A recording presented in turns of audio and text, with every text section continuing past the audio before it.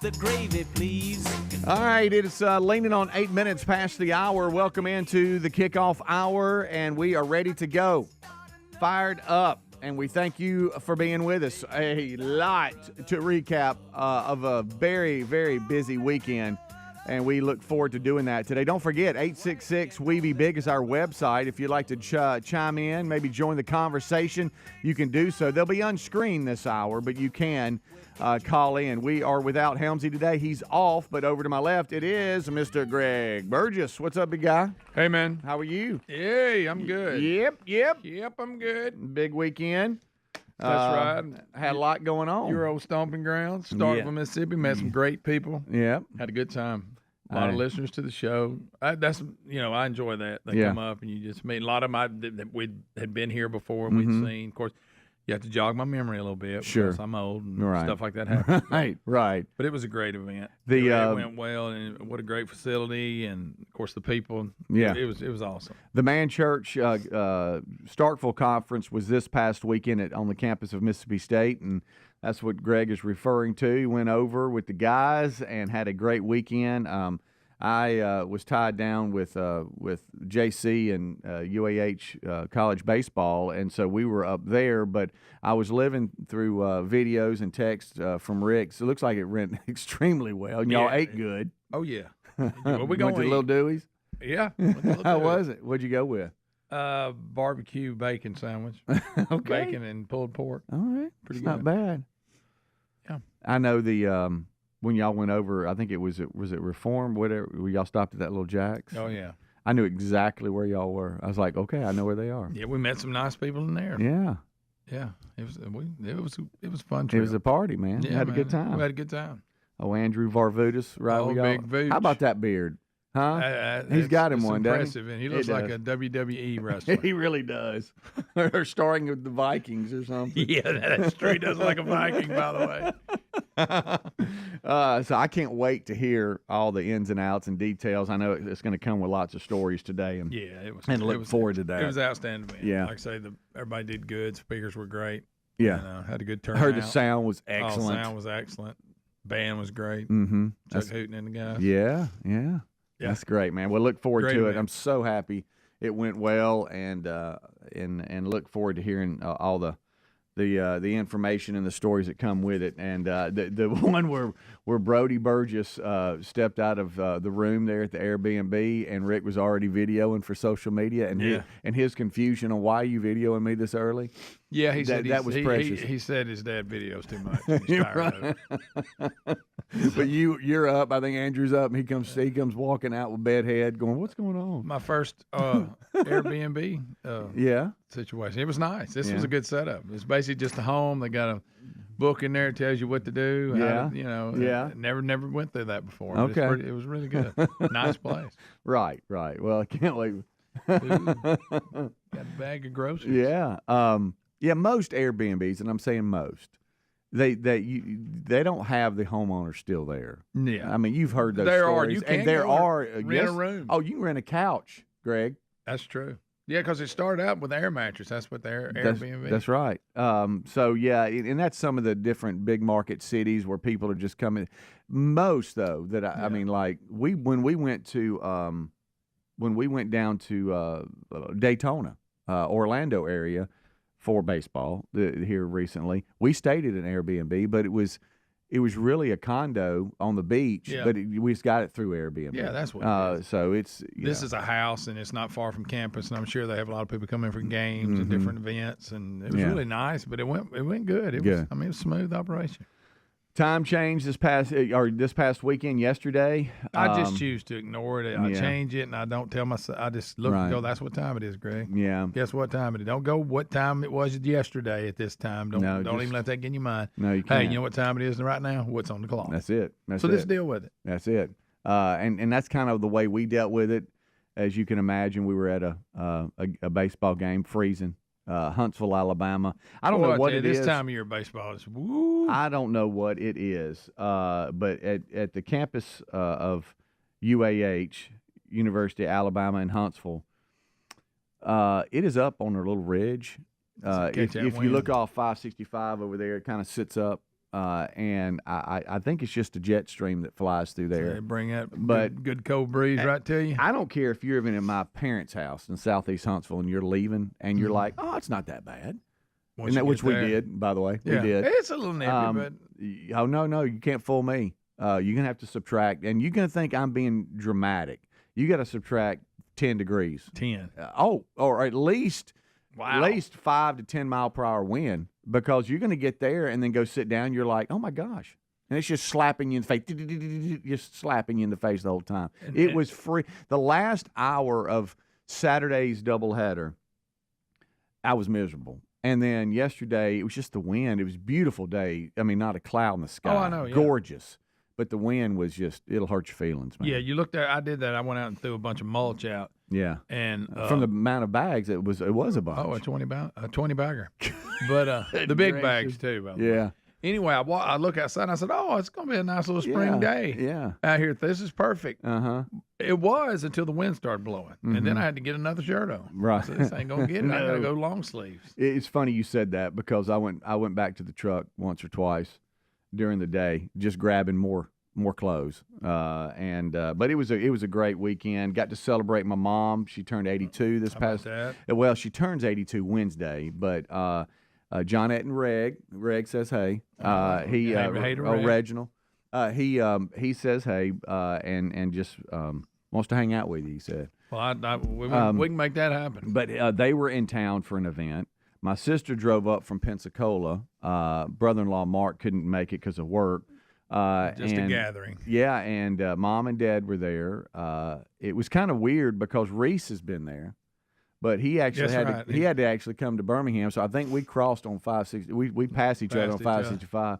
So, but Terry and I were there. Of course, JC is there at UAH. So it was Saturday night. My sister made a cake, and Johnette just made an unbelievable meal. I bet your mom and dad were tickled. Oh, you kidding me? We had a blast, man. We had a good old time and blew out some candles and had some cake and ice cream and a good meal. And then Sunday, it was about 8:45 Saturday night.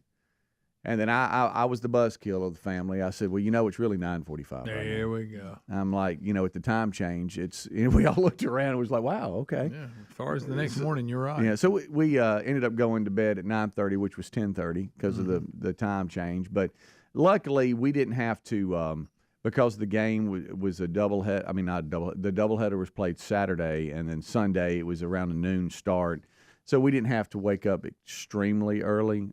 So it really didn't affect us that much. Yeah, it's not that bad. And then look, I just get the mindset that's just what time it is, and I go with it. Yeah, that's it. Spoke to Reese early this morning as he was heading out, and he's like, yeah, it's two different worlds. Yeah. In the morning, you got to dress because it's freezing 30-something degrees. By lunch, you're shedding clothes at 70. We're at that part of the year where you don't know how to dress. Yeah. Of course, then it's going to get really good for a short period of time. Then it's going to get really hot. Yep, it sure is. Here we go. And then it'll stay hot to December. All right, we got a lot to hit today. Don't go anywhere. We'll be right back. Rick and Bubba. If you owe back taxes, fair warning, the IRS is mailing millions of pay-up letters. Then it's up to the new IRS enforcement agents to find you. Tax Network USA has war room strategies to solve your IRS problems quickly, like a preferred direct line to the IRS. Tax Network USA learned of a limited-time offer, an IRS offer. Schedule your free, confidential consultation to see if you qualify for this limited-time IRS penalty-canceling offer. Call 1-800-245-6000 or visit tnusa.com/Bubba.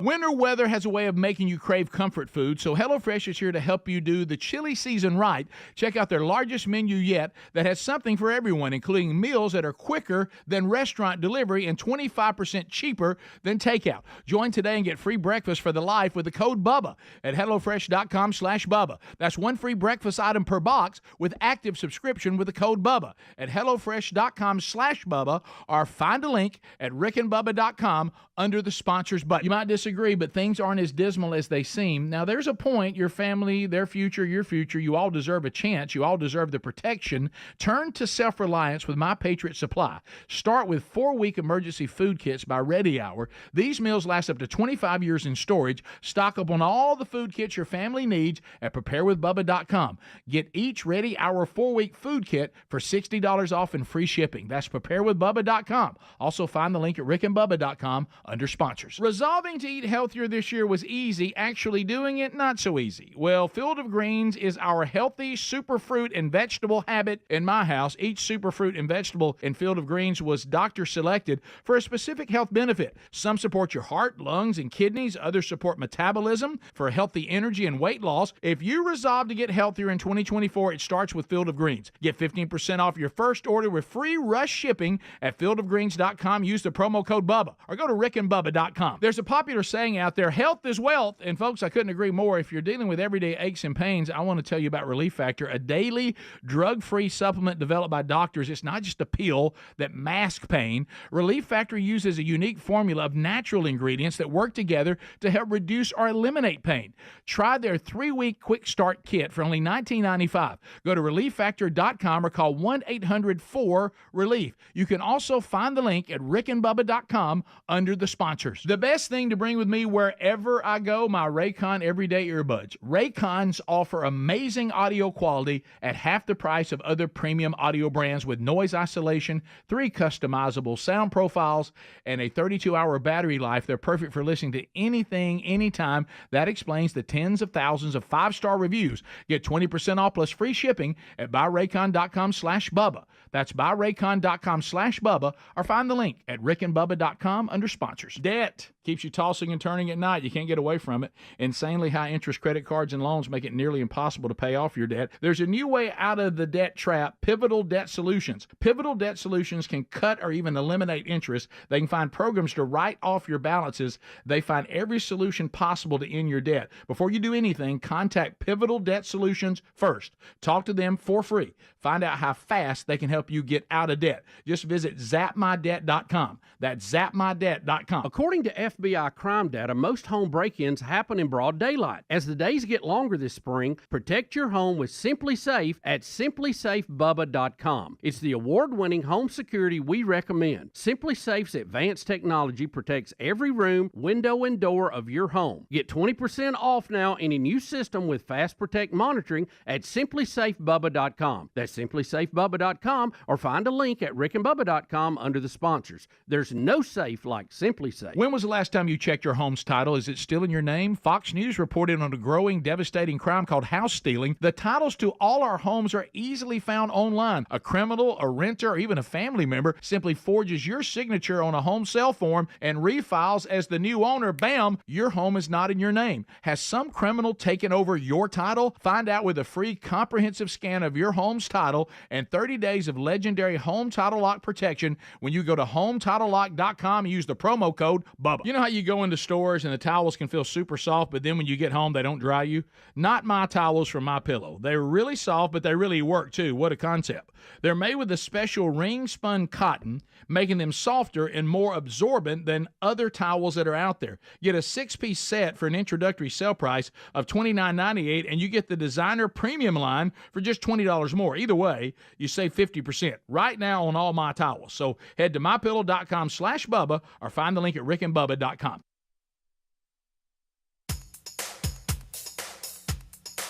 Rick and Bubba's in Ohio. Rick and Bubba. Pass the gravy, please. Rick and Bubba. Ooh, it brings me to my knees. Rick and Bubba. I can't start another Rick and Bubba. day without 'em, brother. All right, 21 minutes past the hour. Welcome into the Rick and Bubba Show's kickoff hour. Helmsy off today. It is me, Speedy, and there's old Greg to my left. We're looking back at a very busy weekend. The Man Church was in Starkville at the home of Mississippi State University for the Man Church Starkville Conference. We have lots of stories coming from that weekend. Greg made it over with the guys and stayed at an Airbnb with a number of them, and just all the stories that come with that, the travel, the stay, the conference. Looking forward to hearing more about all of that. Yeah, that was good stuff. It was a great event. And then update you a little bit on my weekend as well, where I was. And Greg, you mentioned you kind of flew by it, but I'd like to land a little bit more there because I'm seeing this from my neighbors and everybody, and that's about the time that you look at if you're a pine straw person, you're trying to get that. If you're a mulch person, you're getting that. Do you get the truckload, the bags, whatever? I'm like you. I just go grab the bags. Yeah, I do. And Terry, nothing against those of you that are pine straw people. Y'all might hate mulch or bark or whatever you want to call it. She does not care for the pine straw. At least the same one. And so I have to go get the bags. Yeah, like I'm you. not industrial lawn guy. I'm not. You ain't got to fill bed in my truck up. I'll just go buy the I bags. just go grab them. And I'm always short. Yeah, and I was barely short. Yeah. But I paint, and I want to thank Lisa for pointing it out. I've been out there throwing out bags for a long time. Yeah. Spreading it, trying to make it look nice. And she pointed out, well, yeah, you need a little more there on that last part. Well, yeah, I did. Yeah. But yeah. I was at least I wasn't as far off as I'm usually about 5-6 bags. Yeah, off. yeah. But I was close. And thank you for noticing. Yeah, right. right. Got a little thin. Don't there. look at all the good stuff. I'd hate Right. to see that. That might come up. Yeah. But no, we're going to concentrate on the fact that. But she was correct. Right. I ran a little light at the end. I needed probably about 3 more bags. Okay. 2 possibly. Will you get those and just sprinkle them on? I will. Oh yeah, believe me. Okay, because it's too thin on that area. It is. Yeah. And but like I say, we're doing yanking up some bushes, changing stuff out. It's just getting that time. How the dogs reacting? Oh, they were Mr. good. Buddy and Millie. Yeah, they got in it a little bit. Yeah, get out of there. I had to run them out. Get out of there. Yeah, they got in it. Of course. Millie, she chew the bags up? Yeah, she'll chew pieces of the bark. Yeah, that's good. Oh yeah, she'll chew Like anything. a bone, like it's a bone. Yeah, she'll chew anything. She's like a goat. You know how goats will eat anything? Paper, Yes. plastic. Oh yeah. She'll eat anything. Yeah, yeah. It's about that time for me because you can, the stuff you have now, it's all faded out from a tough. washed out, Yeah, and all that. blah. Yeah, so it's about that time. I've noticed a couple of the neighbors are doing theirs, so it's like everybody's looking around going, yeah, when you doing yours, buddy? So I'm about that time. But you said the 20 bag. I used to need that much, but it's tough to guess. You kind of dial it in, but it's tough to guess, and you get down to the last few yards, and you're like, okay, do I have enough? Yeah, and you start off putting too thick. yeah, Because you like, look at all these bags I got. yeah. Then you go, ooh, I should have went thinner. right. But it's like I said, I'll have to give me 2 or 3. Yeah. Finish that up. Yeah, you should grab them on the way home. Yeah. My getting place is not far away, so if I'm off a little bit, I can run around the corner. But by then you're nasty and you're jumping back in your truck. So the last season I overshot by 2. Oh yeah. I had 2 bags that were full. Just and I'm put it like, in the garage and go, I'll use them later when it washes. Yeah. I put them on the north side of the house, and they sat there for a little bit, and then I added to them when I needed, But I overshot by 2. I was like, wow, look at that. I normally undershoot, but yeah, I can say. So looking at the NFL real quick, we've been talking some about Russell Wilson and what he'll do from the Broncos. Yeah. Looks like he's landing with the Steelers. 1-year deal. Mm-hmm. And like I told you earlier, time flying. Yeah. Because we've covered I remember him being a rookie. Because was he like a 3rd rounder? Ended up starting, won a Super Bowl. I can't believe he's been in the league 13 years. That doesn't seem right. It doesn't. It sure doesn't. I was thinking 5 or 6. How about he's a 9-time Pro Bowler too? Oh, I didn't know that. 1-time Super Bowl champion. But I just didn't think he'd been in the league 13 years. Because I remember we played for Wisconsin, transferred there from, I think, North Carolina State. Yeah. Because I think Auburn was even on his radar at one point. Yeah. When he was looking for a school. But anyway, time just flying. With permission from the Broncos, because he is still under contract until the start of the new league year on Wednesday, he visited the Steelers officials in Pittsburgh for over 6 hours on Friday and met with others. And it looks like this is the reports that he's going to sign a team-friendly 1-year deal. The Broncos, who told him last week he would be released, will wind up paying $38 million of his salary while he wears the black and yellow. No. So how about that? Right, that. And old Baker Mayfield is going to stay with the Bucs. Signed him a 3-year deal, $100 million, $50 million guaranteed. How about worked out for Baker? Remember, everybody thought he was on his way out. Yep. Threw together a good season last year. Back with the Bucs. Evans is back with the Bucs. Mm-hmm. So come on with it. How about that? And old Mac Jones. It looks like he's going to the Jaguars. Isn't that weird? So he was first-round pick by the Patriots. Had a decent rookie season. Yeah. And, boy, last year the wheels came off. He got traded for a 6th-round draft pick to go be the backup to Trevor Lawrence. Huh. This all within, 4 years? 3 years? Yeah. Wow. I don't know what happened at New England last year, but it looked a little disarray. Yeah. Especially on the offensive side. But evidently side. they are – isn't that funny? And we see it all the time. Yeah. You're a first-rounder, everybody's hyped up, and then how about the majority of the quarterbacks don't pan out? No, they don't. You're right. Like Kenny Pickett from Pittsburgh. I mean, he's evidently they're going another route there. Yeah. And a lot of them, they just don't pan out. They don't pan out. Brock Purdy comes from nowhere. Yeah. Last guy taking the entire draft.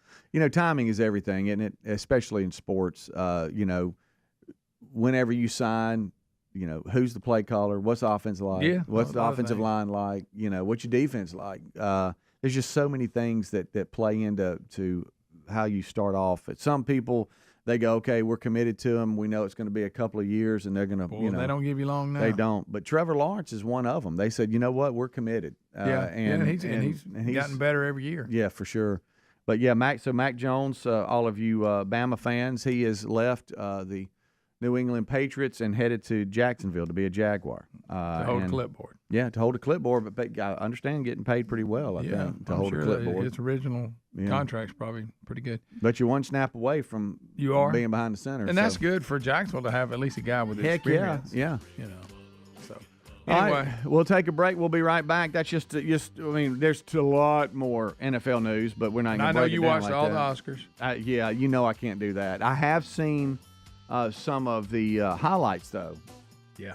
And it didn't bother you? Yes, it sure did. We'll take a break. We'll be right back. Rick and Bubba, Rick and Bubba.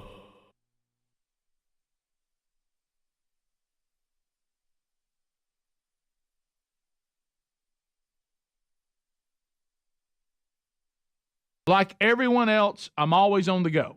And you know what's the best thing to bring with me wherever I go? My Raycon Everyday Earbuds. Raycons offer amazing audio quality at half the price of other premium audio brands. Their optimized gel tips are designed to fit comfortably in your ears and to actually stay there, whether you're working out at the gym or just doing chores around the house.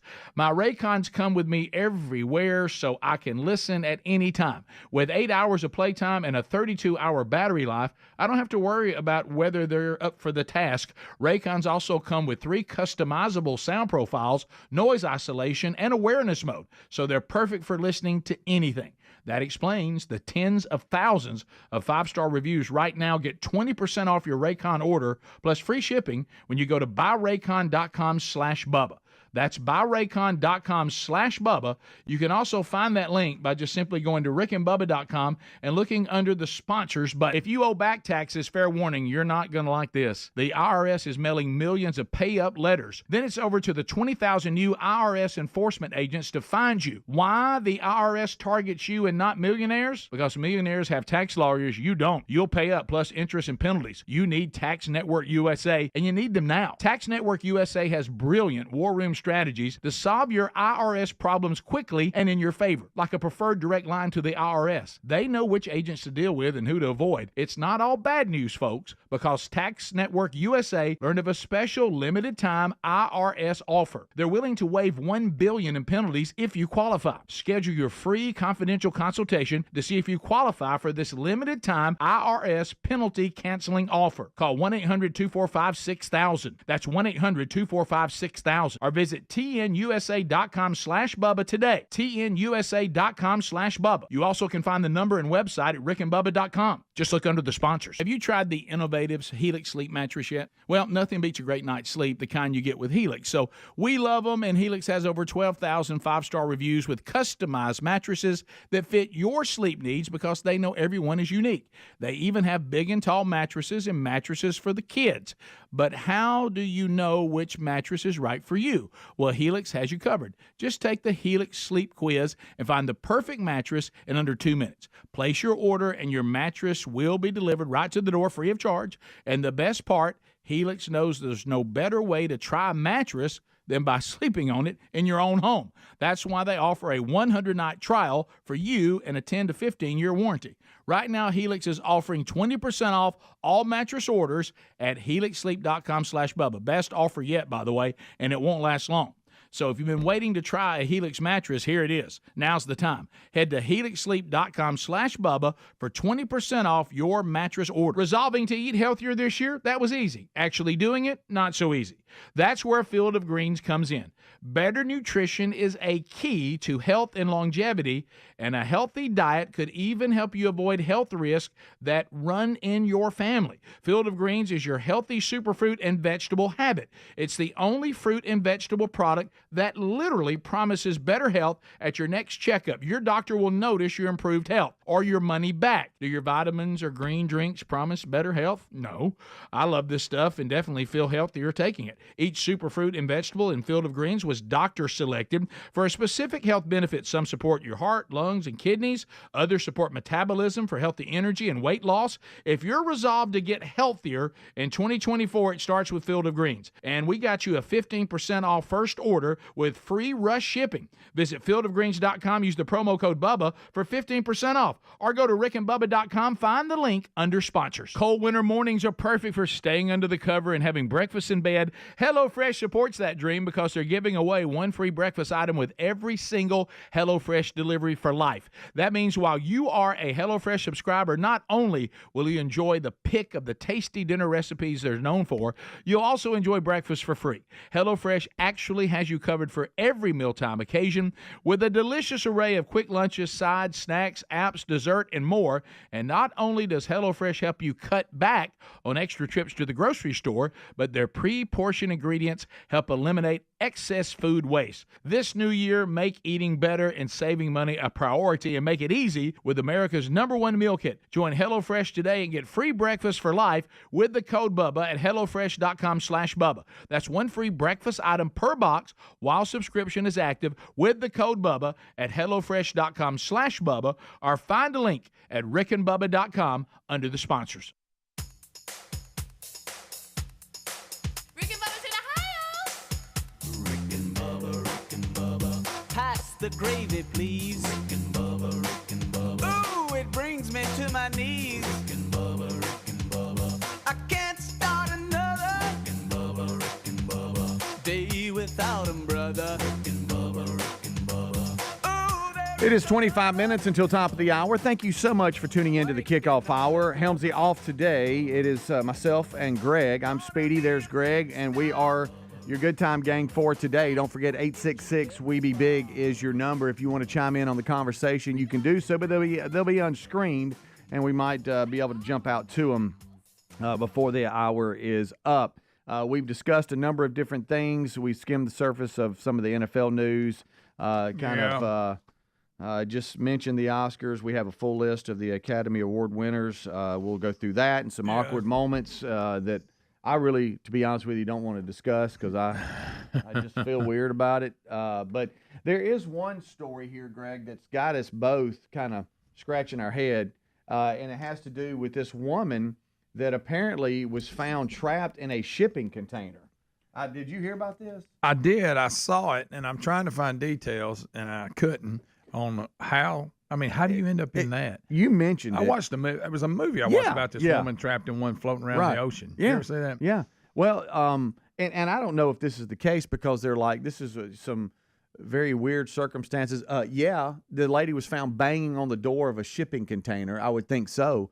But, a lot of How long has she been in there? I don't know. But a lot of the sex trafficking and stuff, the more that's come out, a lot of times they'll lock them up in these containers and ship them. It's just a sad story, but it's legit. This one here is coming out of Florida. A missing Florida woman was found after almost 72 hours trapped inside a shipping container. Someone, and think about being the someone. It's hot in there. Think about being the someone. Heard banging, boom, boom, boom. And you're like, what? What's that? Heard banging on the container and let her out.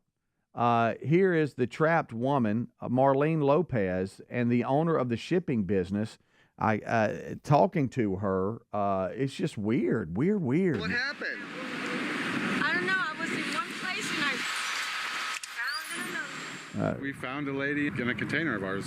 Heard her knocking, and then she come out. Yep, she's been missing for 3 days. So something else is going on. There's something more to the story. And I apologize. The audio was tough weird. for you to hear her. She just said, "I don't know. I was in one place and then." Then now I'm what? Now, what did that mean? That is. Do you know strange. what that means? What happened? I don't know. I was in one place and I found another. I found in another one. That's something like that. What? That's a weird story. You can't. Can you just step in and get locked in on that? Yeah, and how do take you, a nap? First of all, why are you at the place where the shipping containers are? Right. I mean, why are you there? Why would you be in it Yeah. at any point unless you were forced in it? Right. Unless you were in there loading them up and then somebody closed you in there, but it didn't sound like that was the case. No. She doesn't look like a longshoreman. No, she doesn't. She doesn't. Not sure. Bizarre story out of Florida. There's so much more, and as the guy said there towards the end, there's so much to this that we don't know. But it was the container. I would like to know the whole story. The container used as a storage unit is where she was. Okay, so it wasn't on a ship or nothing. No, it says here, according to police, someone found her banging on the door of a shipping container she was trapped in. She's 52. She was found safe just before noon Thursday after being trapped in the shipping container for almost 72 hours. How long did she bang? Think about it. Banging on that door for 3 days. Think about how long that is. Okay, here's what the Don't audio you know when said. she heard somebody on the outside opening it up, she was like, oh my. She didn't sound that panicked or anything. She didn't. I don't know, she said. This is what the audio said because it was tough to hear. I don't know. I was in one place and found in another, Lopez said. She was taken to the hospital for evaluation. Time traveler. The police are saying that she is actually okay, a little dehydrated, as you can imagine. She was. Or how many times she had to relieve herself in there. Well, I mean, somebody got to clean that up. This is an understatement. The police department said, "Yeah, and we found her. She wasn't in a good state of mind." No, I doubt it. I'd be panicking. Trapped in a storage bin or whatever it was. Yeah. So they couldn't really Shipping talk to her container. and get good information because she was so out of it. Yeah, that's true. We need to give her a minute. It says a coworker called with concern for her well-being after she failed to pick up her son 3 days earlier, and they found they found her in the container. The shipping container I'm anxious to she find was her. found trapped in is located there in Florida, and it gives the details of exactly the road, whatever. But her knocking is what alerted someone to the fact that she was in there, and it's just something else is going on. How she went missing? Was she taken and put there? Investigators learned employees of the business near the container saw Lopez wandering around late Monday acting suspicious. That's what the workers are saying. She ended up in a container, unbeknownst to anyone. People so she basically wandered in there. Yeah, sounds like. I wonder if she. I don't know. Yeah, maybe she got trapped in there. She wasn't where she was supposed to be. Went in there and passed out. Somebody closed it. Yeah. Thinking somebody left it open. Yeah, it says so. She ended up in the container. No one knew it. People who owned the shipping container ended up going in to secure everything for the night, not knowing she was actually in there. So it appears to be the case that she was in the wrong place, wrong time, and nobody knew she was there. So she started banging on the side walls of the container, and then somebody ended up finding her. My goodness. Quite the ordeal. They're saying she likely would not have survived if it had not been for the cooler temperatures they were experiencing during those 3 days that she was in there. Ooh, yeah, it got a little toasty in there. Well, So that's a strange one. That's I'm bizarre. anxious to hear more about it. Yeah, but you're right. It sounds like a movie, like something. I'm But banging. if somebody saw her, then it sounds like maybe she just wandered in there. Maybe she had some type of episode or whatever. Yeah, maybe. They said she was acting suspicious around the containers. So I don't know. That would be our bizarre story of the day that we were trying to figure out. But now I think we've kind of dialed it in a little bit, but there's still a lot to the story. Al Pacino last night in an awkward announcement of Best Picture. Yeah, that was weird. He presented the award for Best Picture last night, but he was very awkward in his delivery, so I can't handle that. It was the only award where nominees were not listed before the envelope was announced. The way he said the winner, there was no cheer from the crowd at first because of how he announced it. Normally, they go out, hey, the nominees are, and then they go through, and then so he just goes to the winner. He just goes out and says, and the winner is. It's just a weird. Straight to it. Everybody knows we clap. What are we doing? And this is the winner here. I mean, I don't know. Did I do some Shakespeare now? I think is the winner, right? Oh no. To be. No, I'm not going to do it. No. Trying to be funny. I don't want to. No, was that bothering you? Well, that and I don't know if this will get us in trouble. Adler's not here to let me know. Okay, so I thought you were getting embarrassed. Well, no. I can go back here maybe 3 more seconds. Well, this is the time. And then he just reads the winner. And then you think, okay, he's going to do it, and all of a sudden, and Oppenheimer. And that's it. Is that your? You like that? Pretty good. Yeah. Got to clear my throat. Didn't nominees, nothing. Evening. And it's my honor to present it. I'm going to present it. Hey guys, Oppenheimer. We might need to interview Al before we give him this responsibility and just kind of see where he's at mentally. Didn't sound like he was very confused. I think the last time we talked about him. Is he a new dad? Yes. Yeah. Yes, not that long. This past year. And weren't we surprised that he was that old? Was he he's upper? in his I was going to say 80s. upper 70s to 80, right? Yeah. So think about that. So he's full of all kinds of surprises.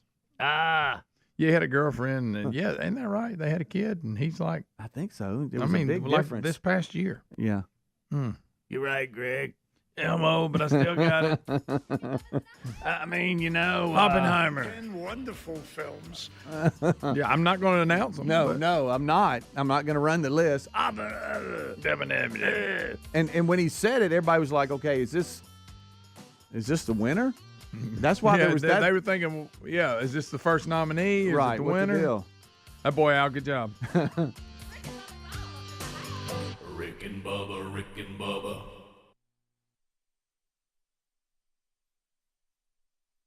I'm getting vaccinated with Prevnar 20, a Pfizer vaccine. So am I, because I'm at risk for pneumococcal pneumonia. If you're 19 or older with chronic conditions like asthma, diabetes, COPD, or heart disease, or are 65 or older, you are at increased risk for pneumococcal pneumonia. Ask your doctor or pharmacist about Prevnar 20, pneumococcal 20-valent conjugate vaccine. It can help protect you against pneumococcal pneumonia in just 1 dose.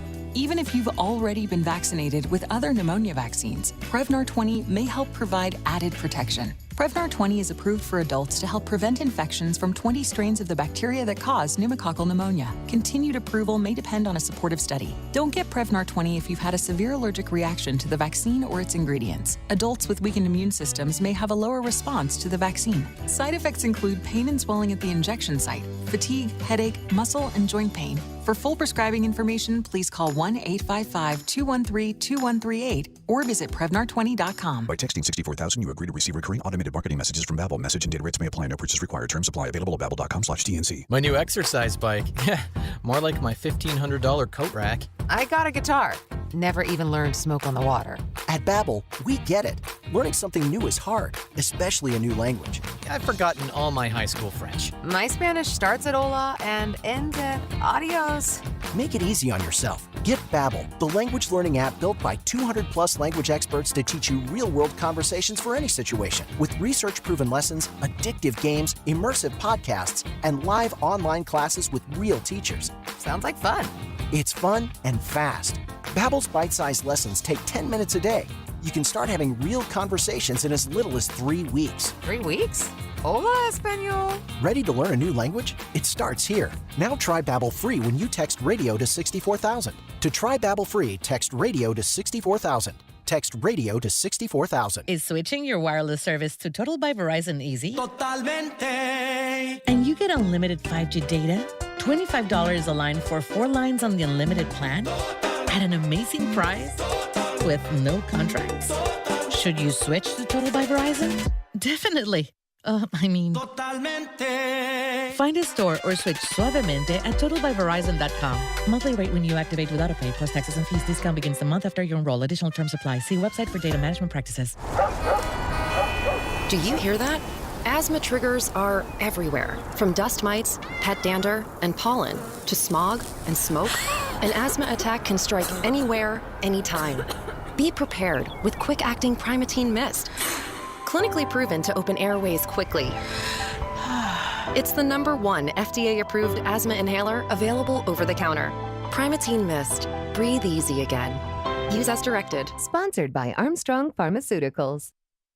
There's a popular saying out there, health is wealth, and folks, I couldn't agree more. Some of you may be living with everyday pain. Now, this can affect so many parts of your daily life. I mean, it can affect the mood, your sleep. What about missing out on activities? Our friends at Relief Factor offer a natural way to relieve that pain. It's 100% drug-free. Developed by doctors, Relief Factor uses a unique formula of natural ingredients to help reduce or eliminate everyday aches and pains. Now, unlike pills that just mask the pain for a short time, Relief Factor helps support your body's natural response to inflammation, so you feel better all day, every day. Over 1 million people have tried Relief Factor, and here on our team, several of us have tried it. So let's get you a special deal, and let's see if we can help you too. Go right now and see if Relief Factor can work with you with their 3-week quick start kit that's only $19.95. Now, this is a great price to try it out for 3 weeks. You'll know in 3 weeks. You will feel the difference and know it works. You can also find the link at rickandbubba.com under the sponsors. Debt, keeps you tossing and turning at night. You can't get away from it, but the truth is the system is designed to trap you in debt. Insanely high interest credit cards and loans make it nearly impossible to pay off your debt. There's a new way out of the debt trap, Pivotal Debt Solutions. Pivotal Debt Solutions isn't like the old school debt relief companies that string your debt out for years.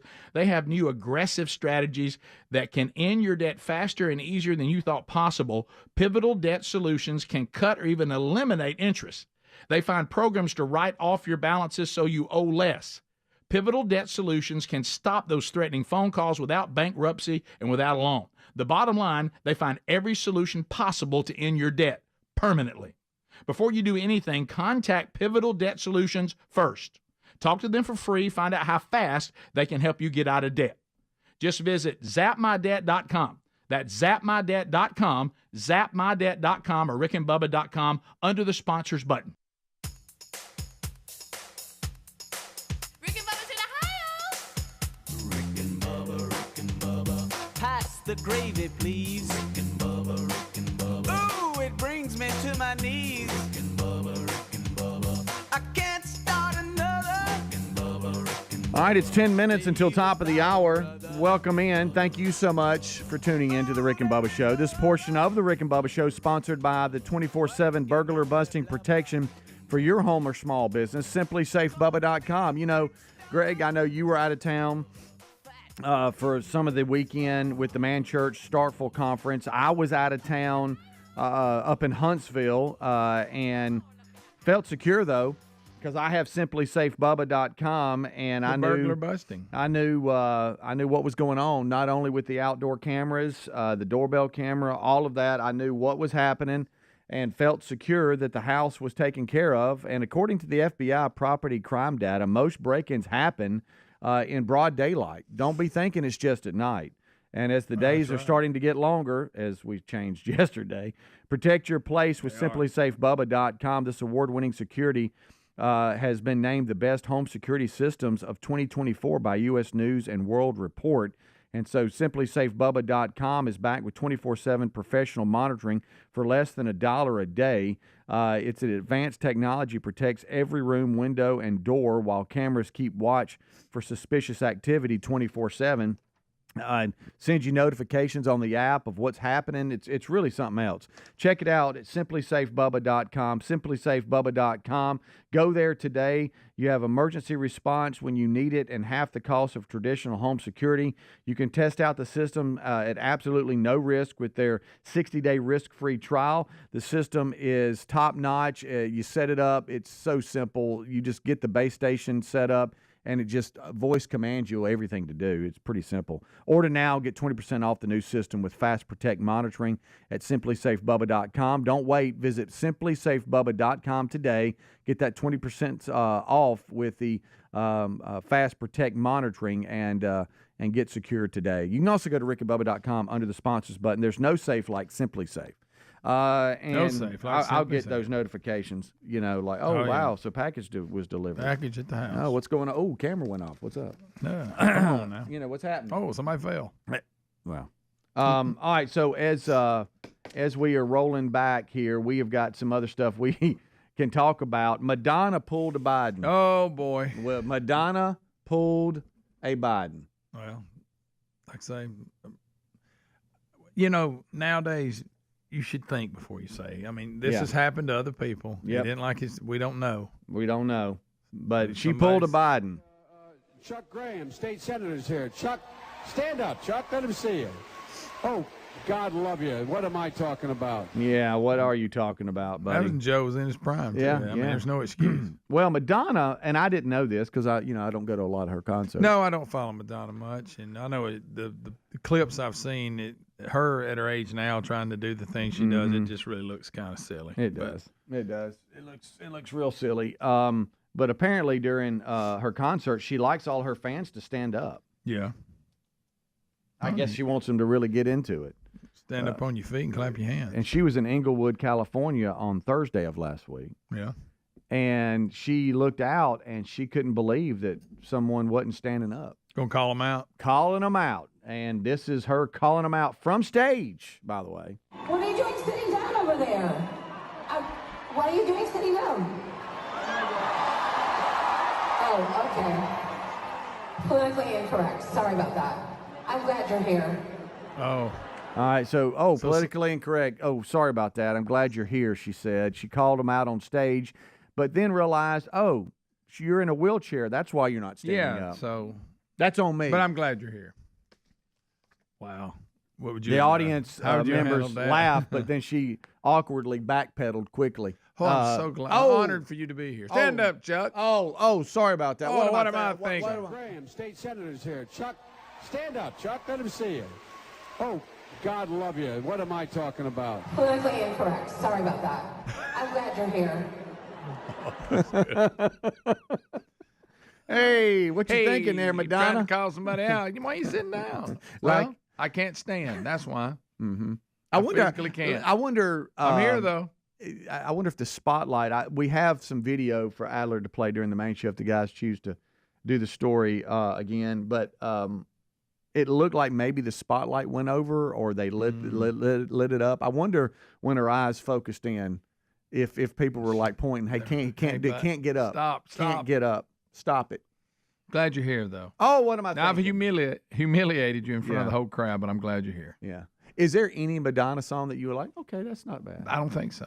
Not one. Not one. I mean, I'm quick to go to that. Maybe if I thought a little bit. I really don't believe there is one. I really don't. So in the history of Madonna, not one. Maybe Borderline, that song. Maybe. Yes. Yeah, okay. And that's because I didn't know it was her. Okay. Oh, you didn't? No, I'm just kidding. Okay. But maybe. I don't know. Probably not. So you didn't like Vogue? No. Maybe my least favorite. What about Like a Prayer? Nope. Okay. Not a fan. Let's see here. Not my thing. Borderline, maybe so. If you say, Greg, you must listen to right. one Madonna song and you have to listen to the whole thing, I would go, okay, play that. Now, Rick just texted me and said, you like Express Yourself. Yeah. That's what he said. He said, that's your favorite. Yeah, that's my favorite. Or Take a Bow. So anyway, there's just some Madonna. She pulled a Biden. Stand up. Chuck Graham. Stand up, Chuck. Let them see you. Oh, what am I thinking? What am I thinking? What an idiot. And that was that. Like I say, that's when Joe had it going on. Yeah. It wasn't like now where if he did that now, we go, well, yeah, I get it. Right. You know? Yeah. This past weekend had a little bit of a scare, and I hope Mom doesn't make me get in trouble. It was actually a good thing, but it was on her birthday. It ended good, but it was scary. She fell. Oh no! And On her birthday. Yeah, but it wasn't because of something like, oh, I just lost my back. She tripped over something that normally isn't there, because you think about Now, it. did she fall one time where the floor was? Yes, unlevel? a couple of Thanksgivings ago, Yeah. she was at Johnette and Reg's where we have Thanksgiving, and they have a step down coming out of the kitchen, but actually, and the main room, and there's a little step down leading into the backyard, sliding glass door, and all this kind of stuff. But the hardwood is the same color, and so if you're not paying attention to that step down, I mean, if you live there and it's every day, you know it. But if you're just kind of looking out in front, you don't see, you forget the step down. She just stepped off into thin air and went forward. But never good. No, but she.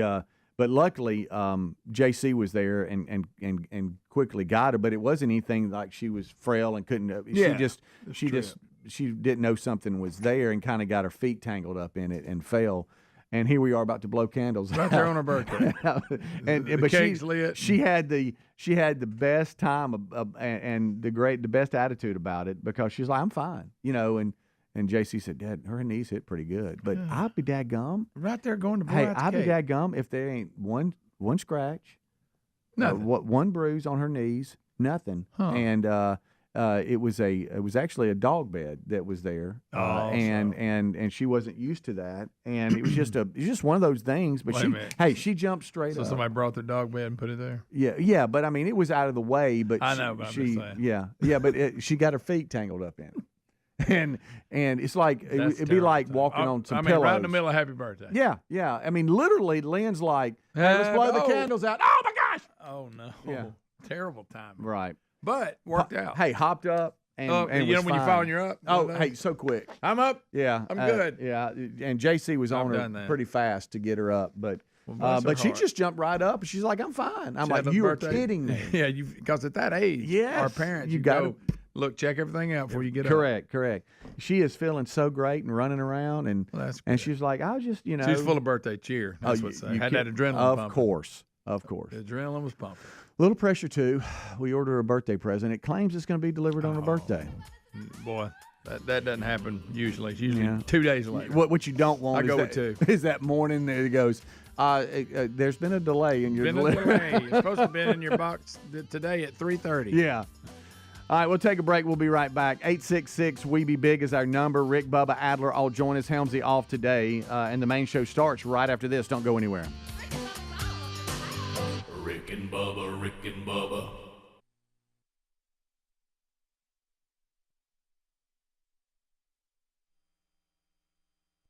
Bubba, I see that baby brother has been potted up in here. Are we checking baby brother at home here? What's up?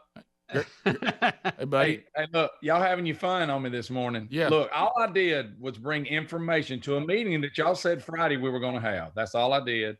And now Joe Diffie did spook me, Rick, because, Joe's a classic. And I know. I seen an announcement, Joe's got a little coronavirus, and then you expect to just get updates. And then all of a sudden, within 2 or 3 days, boom. That Joe Diffie story did a number on you. Now, I don't know if I told you, I'm getting texts now from guys who still work for the power company.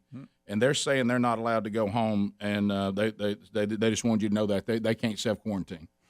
I hear about them now. They're a bunch of candies nowadays anyway. It ain't like them old rough cobs I used to work with. They can't even talk to each other. They can't have nicknames. Can't make fun of nobody. All right, let me ask you this too. Stephen Waits, former keyboardist of Mystique. Now, Greg, did he ever transition to Silent Rain? Yeah. He did? I think I may be wrong. No. Because that was when we went to New Orleans. Yeah, down that way. So I don't think he did. So Stephen Waits, Bubba, if you remember through all the bands Greg and I had, you had Mystique, you had Silent Rain, and then Greg went away. Then I, of course, then joined Vindicator. But your wife Betty's favorite band I was in. Right. And then when Mr. Lucky began to form, Greg wasn't in it in the beginning, but when it became a Rick and Bubba thing, and you got involved in the band, then Greg came back and joined. And so during that process, we took original songs that we had written, back in the days of the early bands, and then Ryan Greenwood, had songs he'd written with other bands he played with, and then we took those songs and put them all in the heading of what some people are saying the world's finest garage band, and really probably an underappreciated album, Fat Chance from 1997, I think, somewhere in there. So anyway, the song "Stormy Weather." You remember that, Bubba? You were there. Yeah, very well. Yeah, that we wanted to bring back a classic all the way back to Mystique, probably Mystique's biggest hit, frankly, and that was "Stormy Weather." And Greg didn't want to do it, and he copped an attitude about it. And Greg and I nearly went to fisticuffs and had to be asked to go outside of where we were practicing in the studio. And Stephen Waits just heard, I guess for the first time, I guess he's never heard us talk about it, because it was Stephen Waits that came up with the keyboard riff, Bubba, that you loved, that really was the melodic sound of Stormy Weather. And he just texted me, says, "What, Greg never liked Stormy Weather?" So, Greg, No. did you never like it? I did like it, but it just didn't fit Mr. Lucky. And we were trying to get ready for a show, and it wasn't coming together. And you and Greenwood, for some reason, thought we had to have another song added.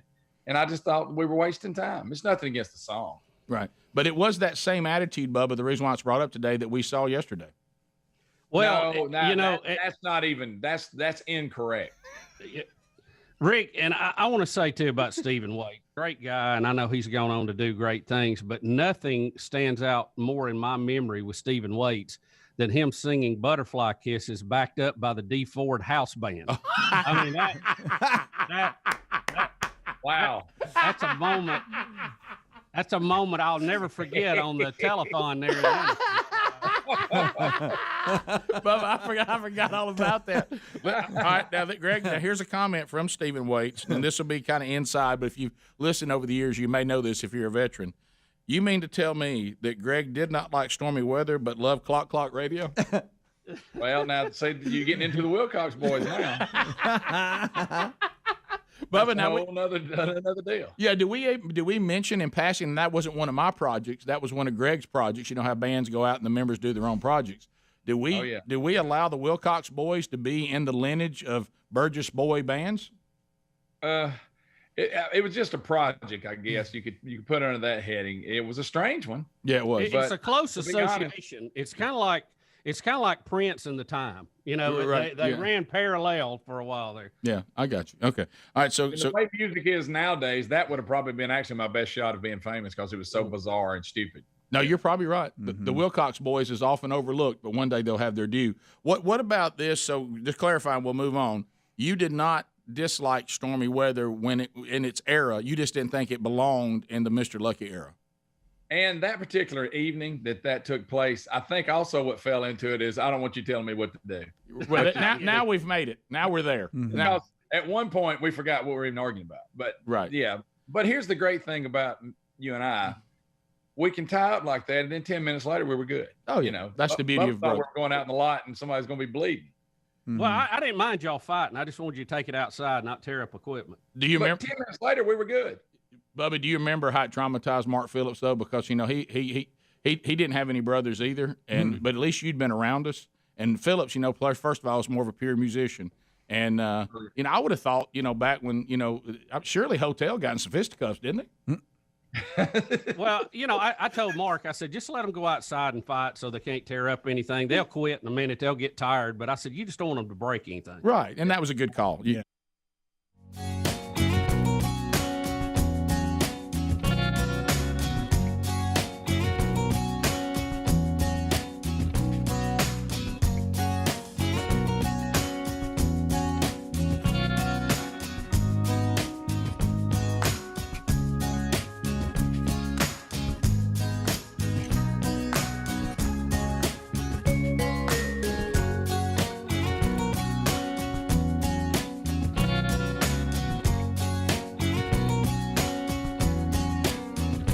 A brand new hour on a brand new day on a brand new week. How about that? Here we go, guys. National anthem gets us started.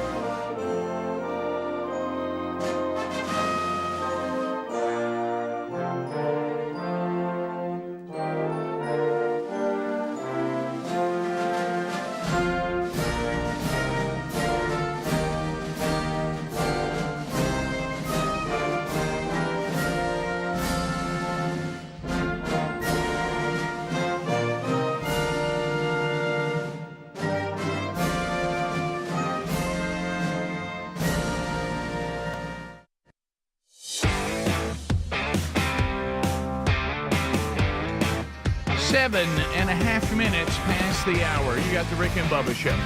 Speedy and the real Greg Burgess have given us the kickoff hour. Helmsy off today. They're with us as we move forward. Eddie Van Adler saddles up to drive the YouTube channel. Hello, tubers. Whether you're watching us live or on archive, we're glad you're here. Archives are available every day on our YouTube channel and our podcast channel. That's the full show, archived for you every day on your own time, any parts you may miss live. Your live options include the YouTube channel, the Rick and Bubba Radio Network, our TuneIn app, all available to you. And you can grab those if you don't understand how to access all that at rickandbubba.com. We do have weekend recaps today, and there is much to recap. From around the world all the way into the lives of the men that gather and put together the old Rick and Bubba Show. We're missing one of those, the silver-tongued one, the man with a golden voice, professional lunch eaters man of the year, the inventor of pizza in a cup, Shakespeare's worst nightmare, and the master of the King's English. Ladies and gentlemen, put your hands together for Bill Bubba Bussey!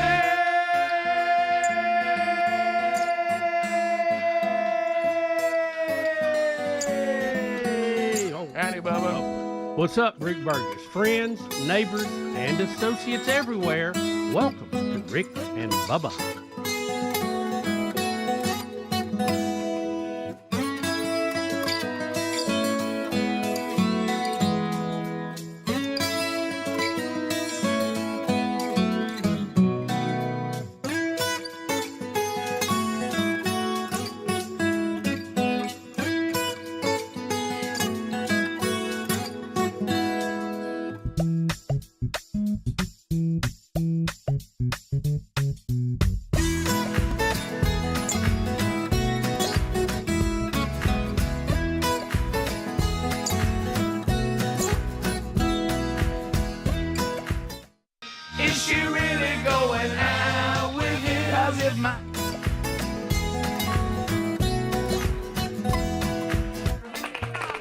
Joe Jackson.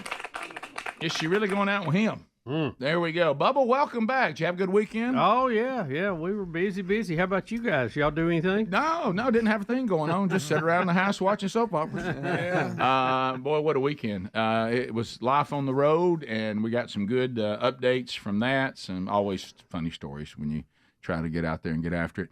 So a lot of thank yous today, too, and phone calls from all of you. And Bubba, you and I were talking. Hopefully y'all had some progress over the weekend. Yeah. We've had full court press going on here trying to wrap things up during the lovely month of March. And, I'll tell you a little bit about some of that. It's, boy, I tell you, it's full court press. Yeah.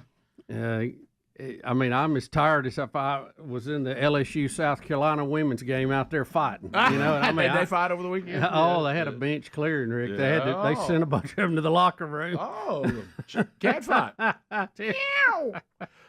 So yeah, that's so we have a true. But I tell you what, they're doing what they need to do to put people in the seats for women's basketball. That will work. You're right. No, you're right about that. Yep. All it was missing was a little mud out there. So do you have a true today? Tornado recovery update? Yeah. They're trickling on in here now. Yeah, we got that. So y'all were mentioning the Oscars last night a little. I know the kickoff hour played the Al Pacino deal. Mm-hmm. I didn't hear that. What it is? But very awkward moment, Rick. Yeah, so I didn't see any of that last night. I was rolling back from beautiful Rainsville, Alabama. Yeah. Which was that's an interesting story in of itself, but. You know that you go to those of you around the country don't know. If you go to Rainsville, Alabama, you will find 350 men that will walk you through this show from 1994 on. Let me tell you, I know several people from Rainsville. Mm-hmm. And do you remember us being grand marshals of their Christmas parade with all the horses? There was all kinds of people bringing up memories. They threw that at me. There were people from Plainville that remembered us doing their prom. Now, these are grown men now, but they were kids when we were doing that. Right, yeah. And so there was that. Do they remember the pep rally we did there? Yes, they talked about that. Got that, too, with the dancing bear. And our mascot fell down the hill. Yes. Went rolling. Yes. And arms and legs came off of it. That was Aaron Boy. I was surprised. We got a lot. That whole area up in there. Yeah, a lot of connections. If you move to that part of northern Alabama, once you hit the mountains of Fort Payne, Alabama, you're going into a Rick and Bubba area that, to me, may be stronger than any. I mean, they know everything. I mean, they know everything. They've been there since day one. Even ran into Greg's daughter's childhood friend, Will Hamby. Yep, great Will Hamby. He's a good man. Had a story from Will Hamby I didn't know about, but I'll tell you all that today, too. Of course, now he's rocking the 70s mustache. He did. I saw that in the picture. Yeah. That's a good stash. So, anyway, we'll talk about that. Starkville, it was men from 12 different states. I knew we were off to a roaring start when I got out of the truck to go into the venue, and they were men from Texas. Yeah, already tailgating in the parking lot, and they'd driven 500 miles. Yeah, and I was like, saw you post I was that. like, we're off to a roaring start here. Here we go. So anyway, we'll talk about all that from the weekend, and update you there. So the Oscars, I don't know anything about. But I don't know about this brawl you're talking about. So we'll get to that. Yeah. Is it? There's a scuffle. Now I know it's going to upset. I know it's going to upset everybody when I say this, and I don't mean to. Is March Madness underway yet? It's conference tournament time. Okay, because the women just got done. The men are starting this week. They just got done with their conference, or they got conference their whole thing? championship, Okay. the tournament, their tournament. So they will move on now to the playoffs, and the men will follow next week. Okay, all right, because I knew it was March and I hadn't felt any madness yet. Yeah, it's madness. Madness is upon us. Madness Okay. is everywhere. Yeah. All right, so we got that today too. You said Russia claims that they destroyed something that we bought for Ukraine. Yeah, we had sent, along with some of our allies, I think it was 5 different Patriot missile sites, to knock down incoming things. Yeah. And the Russians are claiming they took out 3 of them. Another source says 2, with one of what they're calling a hypersonic missile attack. In other words, the Russians are wanting to say the Patriot couldn't defend itself. Oh, okay. That's the bottom line. But, it is the Russians, so you never know. Well, they always tell the truth. Right. Yeah. So we got all that. We got a lot to cover. And we'll run it all down, and we'll start that process when we come back. So no Rick and Bubba University, the podcast over the weekend. So you're not looking for a new one there, but hopefully you found some that maybe you missed as well. The Rick and Bubba show continues right after this. Rick and Bubba, Rick and Bubba.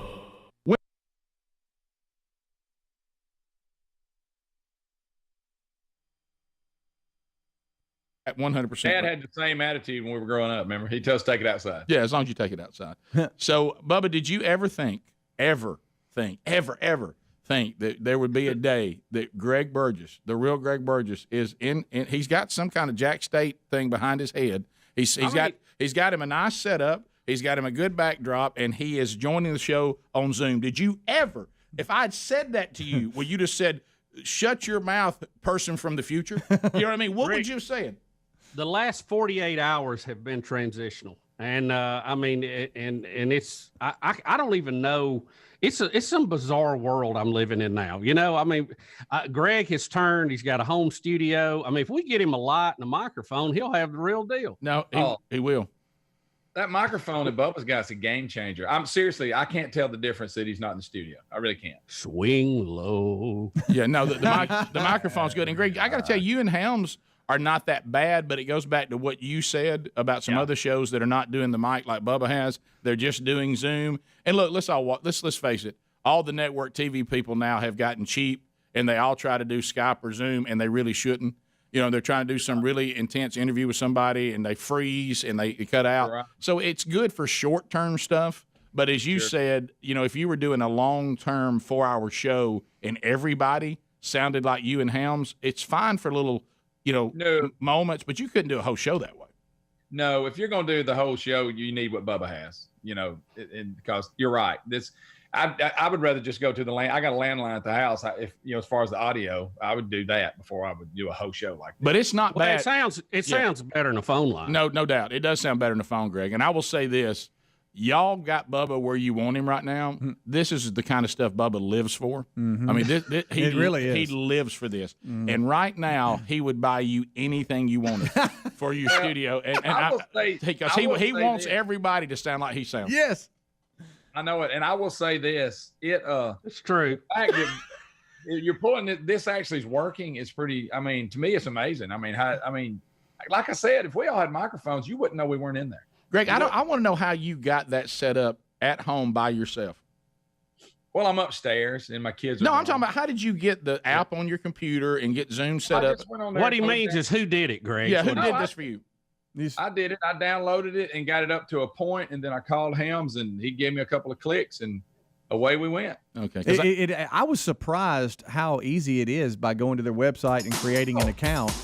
Where it gets a little sketchy is trying to start a meeting, join a meeting, and all that. But I was proud of you, Greg. I had a meeting on Zoom last night just on my phone. And you're right. At the beginning part, once you get in, you're good. Yeah. But getting in is a little, and I'm supposed to do an interview again today, which we'll talk about on Zoom as well. But I think I'd rather do it on my computer versus my phone. Okay. If I'm going to be on somebody's show.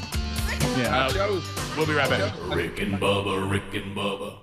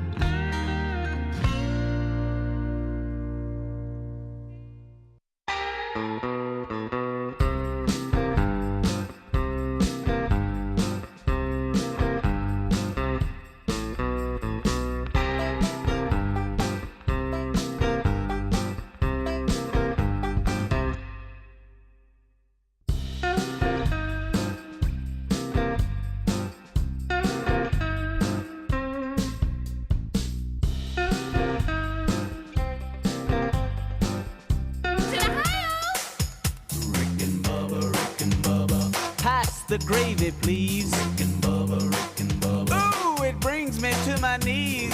All right, we're back 20 minutes past the hour. Rick and Bubba show will unpack stories from the weekend. So women's basketball, they had their conference championships over the weekend and deciding who will be in their playoffs. LSU, South Carolina, Bubba mentioned this, cat fight. And you said it's going to kind of cripple South Carolina. Well, it's South Carolina beat LSU for the SEC championship Sunday. This is women's basketball, but it was marred by a mass ejection that have implications for the NCAA tournament that will be starting. The top-ranked South Carolina Gamecocks weathered foul trouble from their All-SEC center and then held on in a late-game scuffle for a 79-72 win. LSU finished with 5 eligible players and South Carolina 6 after the bench clearing fight. That's all they got? Yeah, that's all they had left to play. And now the thing is that because it was in the second half, this will carry over to the next game, which will be the NCAA tournament. Now, both of these teams will be highly ranked, so they're going to be playing lower-ranked teams. But you go into a basketball game with 5 players. I mean, nobody gets to come out. So that'll be the first half of their first playoff game. How you going to play 5? That is my understanding. Okay. All right. Here's the breakdown. Flau'jae Johnson holds on to Malaysia Fulwiley. Oh, okay. And then Flau'jae Oh. Pushes Watkins. That's when Cardoso comes up and pushes Flagey down. Oh, well, that was a pretty good push. Somebody jumped over the scorer's table from the stands. Yeah, and that was a dude that was that was right there, and he had to be ejected from the arena. Wow. Okay. Yeah, I see that. So there's the big push down, and then somebody Watch the guy. He jumps and just like steps on the scores table right onto the court. Right. Yeah, this guy right here. Yeah, come with a dark hat on. Right, and he's coming. Officials are at the monitor looking at this again. Police following him. Yeah. There's also police escorting a fan out. It looked like he was, when he saw the big girl push down the other girl, he went to grab the big girl. I mean, I don't know if he was going to do anything, but maybe he's just trying to stop it. I don't know. That's South Carolina's star center. Yeah. So she's definitely not going to play in the first half. Adler, do you have the footage of all of them walking off after they've been ejected from the game? so that was the funniest look. So people, you just don't see that in women's basketball a whole lot. We don't see it in basketball. But you know what? I don't condone fighting during the game, but you got to love the intensity. You know, I mean, it's it wasn't wise if you missed the first half of the NCAA tournament. No. You're playing one hand tied behind your back. That's not good. So it says here that per the NCAA rule book, those that were actually involved in the fight are not eligible for the next game, but those that weren't involved in the fight but then were kicked out of the game would be eligible if they weren't involved with the fight. So maybe. So if I just came off the bench but I didn't fight anybody, right, I can play and it says other players who were ejected will be eligible for the next game, but the big center will not. She says they said she's not eligible for the next game because of the ejection. So it's not a half, it's the whole game. Because of the ejection for fighting, she's not eligible. Okay. Oh, wow. It makes it clear that the players who participated in a fight will be suspended for the team's next game, and there's little recourse to overturning the ruling of a fight. So that's pretty much set in stone. Yeah, you got to deal with that. Now, the South Carolina center, Rick, is 6'7", and the girl she pushed to the floor was 5'10". So that even made it a little more dramatic. I didn't know that is this some Amazon? I didn't know a 6'7" female exists. Yeah, that's a really some tall. big girls. That's and tall, LSU's got some too. I mean, they're 6'7". Good night. So there you go. You know, if she's one of these kind of women that, like, you're thinking to yourself, you know, some women don't want to go out and find a husband, and they will not date anyone shorter than them. If you're 6'7", I mean, you're just pretty much going to have to live with that unless you go find another basketball player. Right? Yeah, that was and then your children. Good night. Right? Yeah. That was like a chain reaction of hair and anger. Like, don't push her. Don't push her. No, you don't push her. The pusher of the pusher. Right. Right. That was a mismatch. Chain reaction. Yeah, wow. It reminded me of another altercation I saw in studio. A little mismatch. Oh, the throwdown in Mismatch Town. Well, that's a long time ago. Right. Yeah, don't compare it. Right. It looked similar. I'll give you that. It did. But it's. but yeah, can you imagine? I told you all that was and look, I mean, my oldest son, who's the largest of all of them, his wife she's tall. But long ago, before he was dating another woman that was a volleyball player. Okay. And that relationship did not work out. And, of course, Brody, his younger brother, said that's because God feared their offspring would take over the world.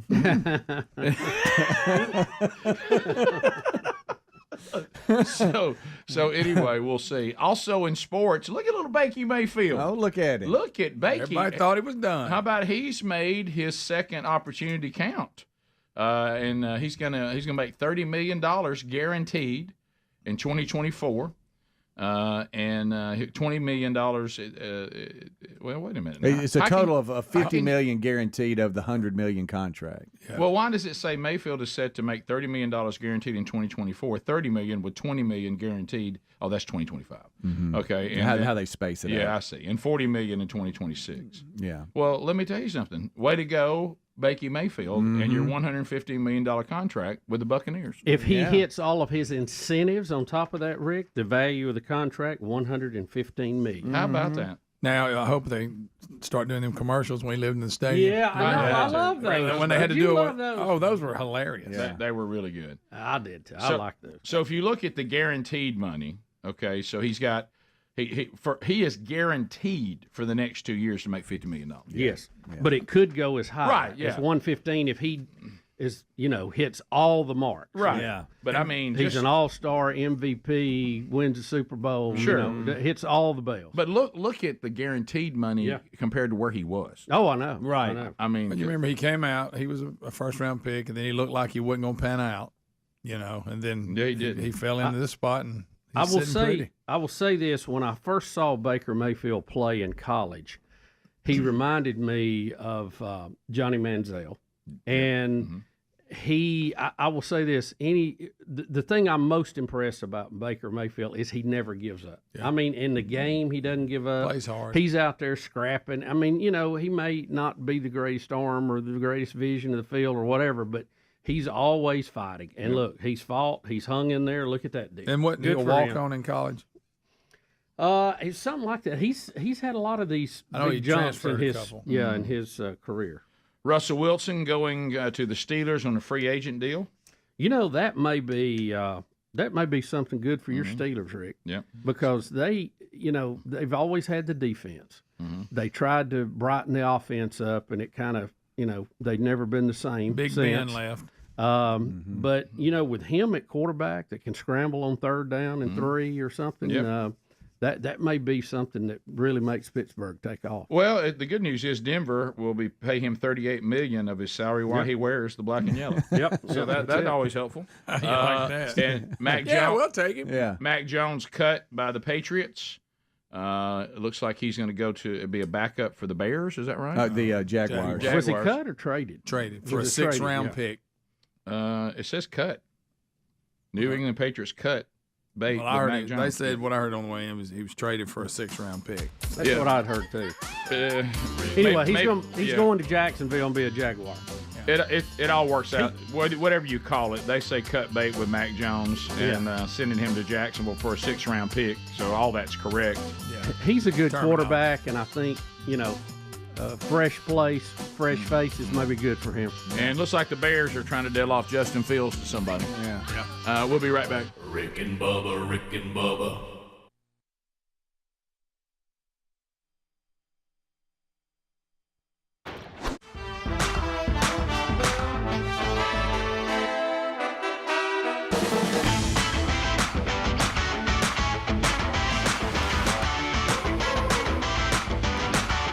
It's 8 minutes to the top of the hour. Rick and Bubba Show. Thank you for being with us today. Much to do as we go forward. All right, so as we make our way back, we do want to give you an update on what's going on, the latest involving COVID-19. And, Bubba, there's a couple of updates that we did get yesterday. As the bottom line is they're really trying to zero in on the peak. We also saw Cuomo, the governor of New York, and I saw today people responded. He said, hey, if you're in a state and you're in a place that isn't overrun and you are in the medical profession, we could use you in New York. And I saw a story of, I guess, about 30 medical professionals getting on Southwest Airlines because they said they'll give them a free flight, and they were leaving the South and flying to New York. Yeah, it's an amazing story of how people are giving and trying to get through this. A lot of them leaving their own families to enter the hot zone there in New York City, but they're suffering. They've got a bad deal, and it's we haven't seen the peak of it yet. And I know there's going to be a lot more bad news this week. I thought there was some good news yesterday, but let me hit you with some of the bad numbers. Right now, we're at 164,000 and change infected. We did break a milestone on people dying yesterday. We went over 3,000, which now makes this event more deadly than 9/11. So a sad landmark or a sad milestone in that. But here is some good news. I don't know if you saw the USNS Comfort pulling into New York over the past 2 days. I did. But that is an amazing, amazing ship, over 900 foot long. They have 1,000 hospital beds in there, Rick, and they have 12 operating rooms. They have all the MRIs, CAT scans, all that stuff you need.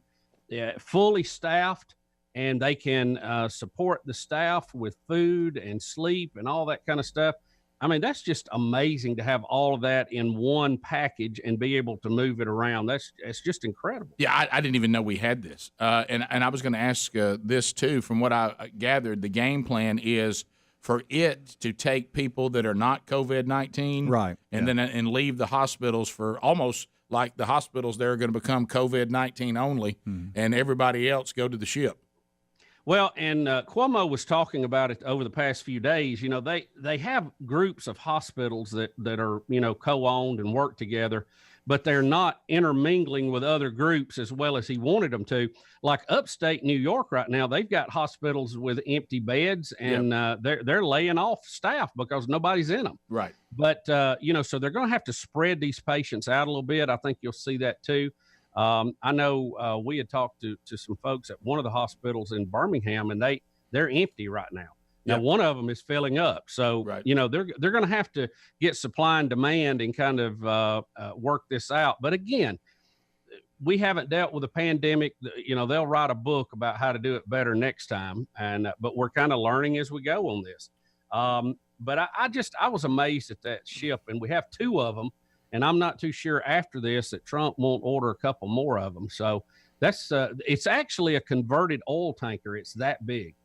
Yeah, I saw how giant it was, and and I know there were, you know, a lot of updates that went on. I saw the press conference that he had yesterday, and of course, once again, he'll tell you if he thinks that your question is no good, and which is when him and Jim Acosta spar from CNN, it's always gold. Snarky. That's just a snarky question. Yeah. Well, you know, aside from that, I thought the presser yesterday had some real positive things come out of it. I like the fact when he brings up the CEOs of these different companies, and they're, you know, you meet them, you find out how many employees they got, and they tell you what they're doing. Look, it took a while to get this thing turned, but you can see now that the manufacturing arm of what this country can do is about to get in full gear. And you're going to see that completely, I think, in the next 60 days. And we're going to be producing enough PPE equipment and masks and ventilators, not only for us, but for a large part of the world. So it's really exciting to see that done. And I think it's the first time in history, or maybe, I don't know, World War II, but that we have GM not turning out any cars. They're totally turned to making the products that the country needs right now. And that's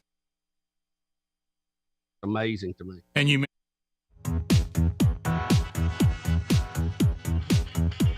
35 minutes past the hour, the Rick and Bubba Show. 866 We Be Big is our number. All right, so debt. Let me tell you, how far behind are you on the bills and this debt that hangs over you? How many people do you owe money to, and you're looking at it and you're like, oh wow, I did the high-interest credit card debt. I did one of these high-interest loans. You know what? Those are designed to keep you in debt forever. Nothing worse than knowing you're in debt, and then you just feel like you're just falling further and further behind. Well, instead of tossing and turning another night, why don't you do something that is going to finally take away that internal feeling that you just can't get away from because you know you can't, okay? The frustrating part is, like I said, this system you're in is designed to trap you there, and the hole just keeps getting deeper. High-interest credit cards and loans and all this. Why don't you now go to zapmydebt.com? Let's take a step forward today, okay? Let's start a new week. Let's step forward, zapmydebt.com. Now, this is not the old-school debt relief company strategy that strings your debt over many years. There's a new aggressive strategy, and there's more than one, that can end your debt faster and easier than you thought possible. So let's find the one that works for your situation. You can cut or even eliminate interest, find programs that write off your balances so you owe less, stop those threatening phone calls, and you can do it all by just simply reaching out to them. And I'm not talking about bankruptcy or taking out another loan. I'm talking about without all that. Let's find the right solution for you to end your debt, and I mean permanently. Does that sound good? So before you do anything else today, before you start another week of dread, go to zapmydebt.com and talk to them for free. Find out how fast They can help you get out of debt. Now, you're going to thank us for this. ZapMyDebt.com. Of course, there's a link at rickandbubba.com under the sponsors button. So we hit a little sports from the weekend. We're just kind of going through these stories first, and then we'll get into the personal stuff and all that went on over the weekend. So the Oscars, kind of a big deal last night. It was a weird. You know how our adult kids they live in a different time when it comes to how they get content and how they watch television and all this. I'm in Rainsville last night, which we'll talk about, and I get a text from my son at 5:25 Central Time. Do you happen to have like a FUBU TV or Sling TV thing that I could possibly sign into to watch the Oscars tonight? And I just sent back, I do not. I don't know what you're talking about.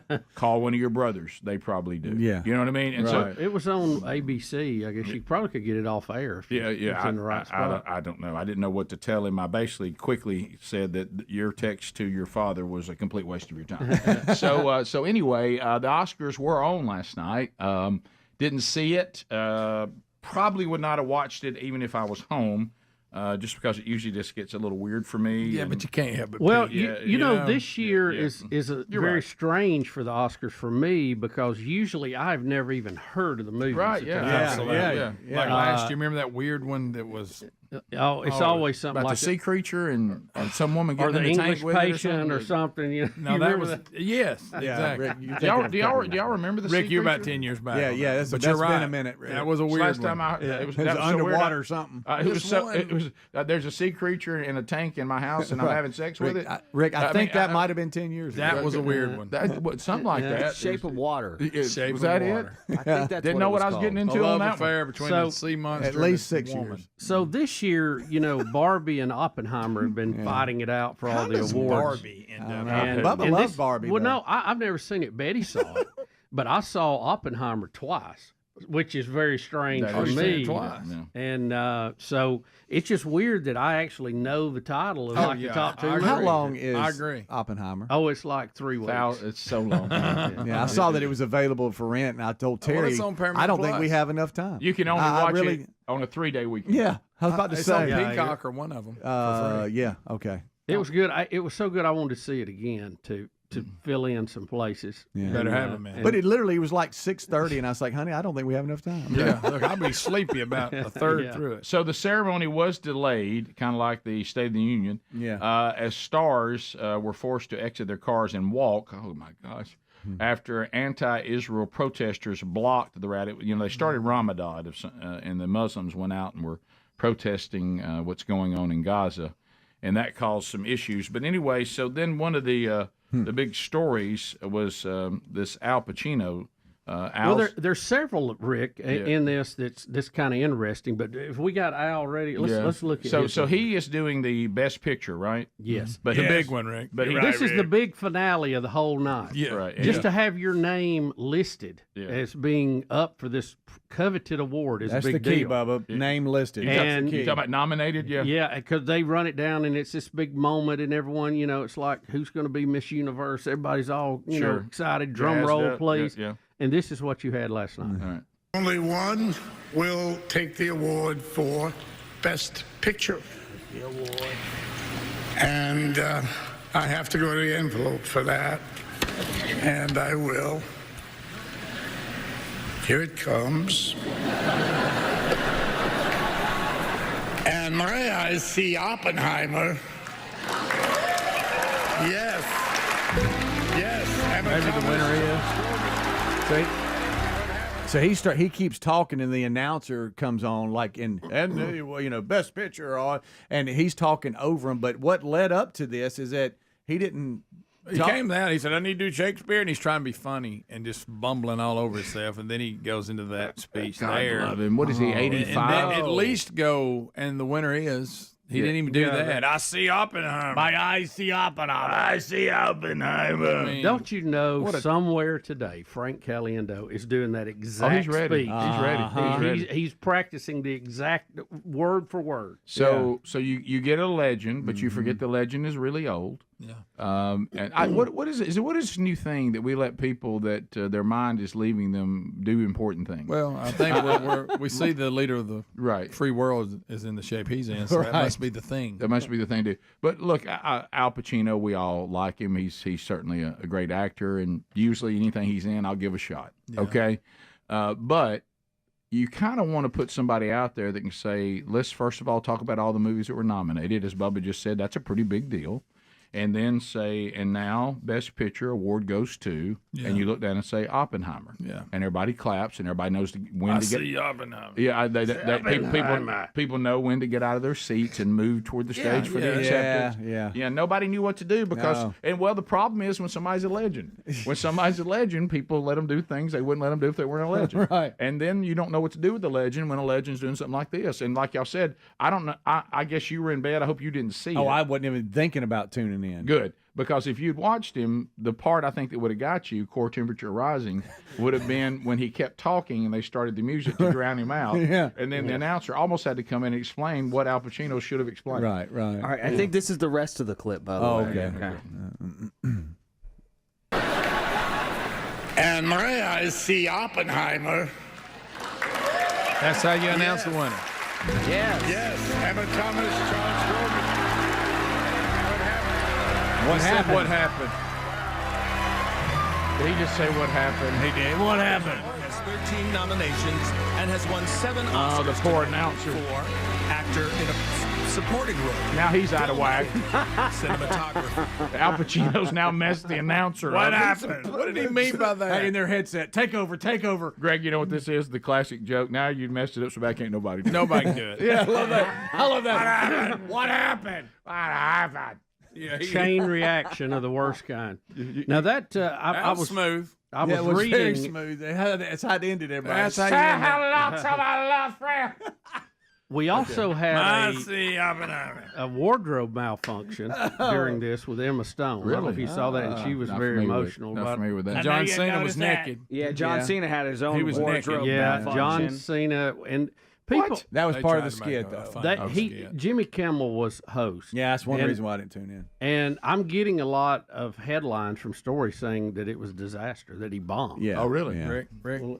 What is this? Why are we doing this? John Cena. It's a playoff something. But why is he out there like They that? showed the footage of back in 1970 something when the streaker ran across the stage. And he was like, wouldn't it be funny if that happened again? And then Cena, he comes out and he's like, well, I don't want to. They had a little monologue going, act like he didn't want to come out and all this. And then he scoots across naked. And it was for best costume. There you go. Yeah. It was so there, and he's not wearing one. But it looks like they did a quick flip while they went to black and named the other artist, and so they put like a big old robe on him or something real quick. So that was good. Okay. Yeah. All righty. Oh, that's Jimmy. He's jacked though. I will say that. Look, if you're going to walk out like about that, this guy? you want to be in that kind of shape. Jimmy has a bad look. Yeah, I wouldn't get down on Jimmy has a one bad knee. look, right? Oh, yeah. So Jimmy didn't do well. I don't know. I don't know. I know he kept his Trump bashing to a minimum, but he couldn't help it. He had to throw something in at the end. And did he pick on Robert Downey Jr. kind of in a bad way? Yeah, made fun of his drug.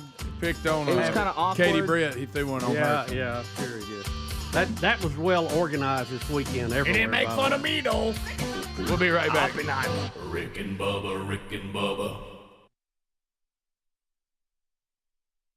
This harkens back to a time of war, and this is a time of war against, an invisible enemy and an unknown virus that's highly contagious and can be deadly. So, I think you're going to look back over this in history, and you're going to see the things that are happening right now, and go, and they did this, and they did that, and they shut that down, they manufactured that. And once again, I have to give props to Mike Lindell. I don't know if you saw his speech when he got the mic, and he hit what they're doing to help others. But he also made the point, look, this country's got to get back in the Bible. This country's got to get back under the authority of God. And he took a chance. He took his opportunity to cover the spiritual side of all this too, which I thought was fantastic. And back to the liberal media wanting Trump to fail more than the country get through this, I saw where they were ripping Mike Lindell on, yeah. and making fun of him and well, when his company is stepping up to really help in this, but it's all about his love for Trump and what he said. Well, that goes back again though. When this happens, and those of you that are following the Wednesday Bible study, we just went through this in the Gospel of John. All they're doing is responding to it exactly the way Jesus said they would. Yeah, that's the funny part to me. That they're fulfilling exactly what is supposed to happen from those that are repulsed by any mention of Jesus. And I also saw that I know in our state, Bubba, and it's happened in a couple others. Of course, it is going to cause exactly what we knew it would. Is that the Attorney General, along with people in the House of the state of Alabama, did deem that on-demand abortions are not essential, and they changed that. They shut that down. Well, I hope that they'll have some progress with that. I don't know that it will last. I know several other states did the same thing, and federal judges have struck that down. Right. So, here we go again. So. Well, it was just interesting that did take a turn, and you're right. It'll meet opposition, which is, you know that. Yeah. But they did. The voice of the people did put pressure on the people responsible in the governor's office, and the attorney general got involved. And for now, they did turn that, but it will have to be challenged, as you said. Top of the hour, we'll be back. More of the Rick and Bubba Show coming up right after this. Rick and Bubba, Rick and Bubba. All right, so guys, I don't know how to tell you this, but Speedy and I just got our breakfast. Oh, it's delicious. From next door, as we're trying to keep this restaurant alive. Mm-hmm. And I've got scrambled eggs, and I've got your potatoes and your bacon and your toast and I went sausage with mine. Rick. Yeah, it's very good. Are y'all enjoying? I know this is y'all enjoy this every day at the Broadcast Plaza. We're just loving it. Yeah, it's good. That hurts a little bit. Yeah, can you see me eating it, Bubba? Oh, yeah, it looks good. Looks good. As always. It's that pancake. Man, that's good. Yeah. Yeah. Stretch is eating your pancake, Greg. Yeah. Yeah. When I called them and I said, "Sir, I'm sorry, we've only got 3 orders," I could hear the disappointment in his voice. All right, let me ask Adler. Adler, you there if we need you? Yeah, I'm on hold if you need me, but y'all better not be eating my avocado toast. Don't worry, that's safe. Okay, it better be, buddy. Where do you live, Adler? I'm talking about like what part of the world. You don't have to be specific. Technically, it's Hoover. Okay. We're close to us, Rick. Right. Didn't know you were that close. Yeah. You okay, buddy? Yeah. Yeah, and I'm on hold if you need me. Okay. How's your lovely wife doing? All just full of child and ready to go? She's good. She is. She's not eating for 2, but at this point, she is sleeping for 2. Okay, good. Let her sleep. Let her sleep on, buddy. Okay, everything's good. Yes, sir. Hey, have you changed your mind on a baby prediction, or are you still standing with you don't want one? Okay, we would want a baby prediction if it gets down to it, and I'm not allowed in the hospital. Okay. Then we would go for baby prediction, just so that Aaron and I can find out together at least what it is. Okay. All right. So we won't think like that. Thank you, buddy. All right. Love you, buddy. Okay. Helms, are you with us now, buddy? I am live from the International Space Station. There he is. Please look at him. Look, they're messing around with their backgrounds now. So funny. I told y'all that my son that's in college said that the professor is trying to do class online. Got really upset with his buddies and him because they would ask a question, which mean they would become prominent on the screen, and they kept changing their backgrounds to all kinds of different scenes, and he was really getting tired of it. And we got a story about online classes today, too, that's really shocking. So, Helms, how's life at home, buddy? It's good. It's fine. It's just distracting, obviously, when you got 3 kids. And of course, I didn't help matters any this morning when I woke up. My wife.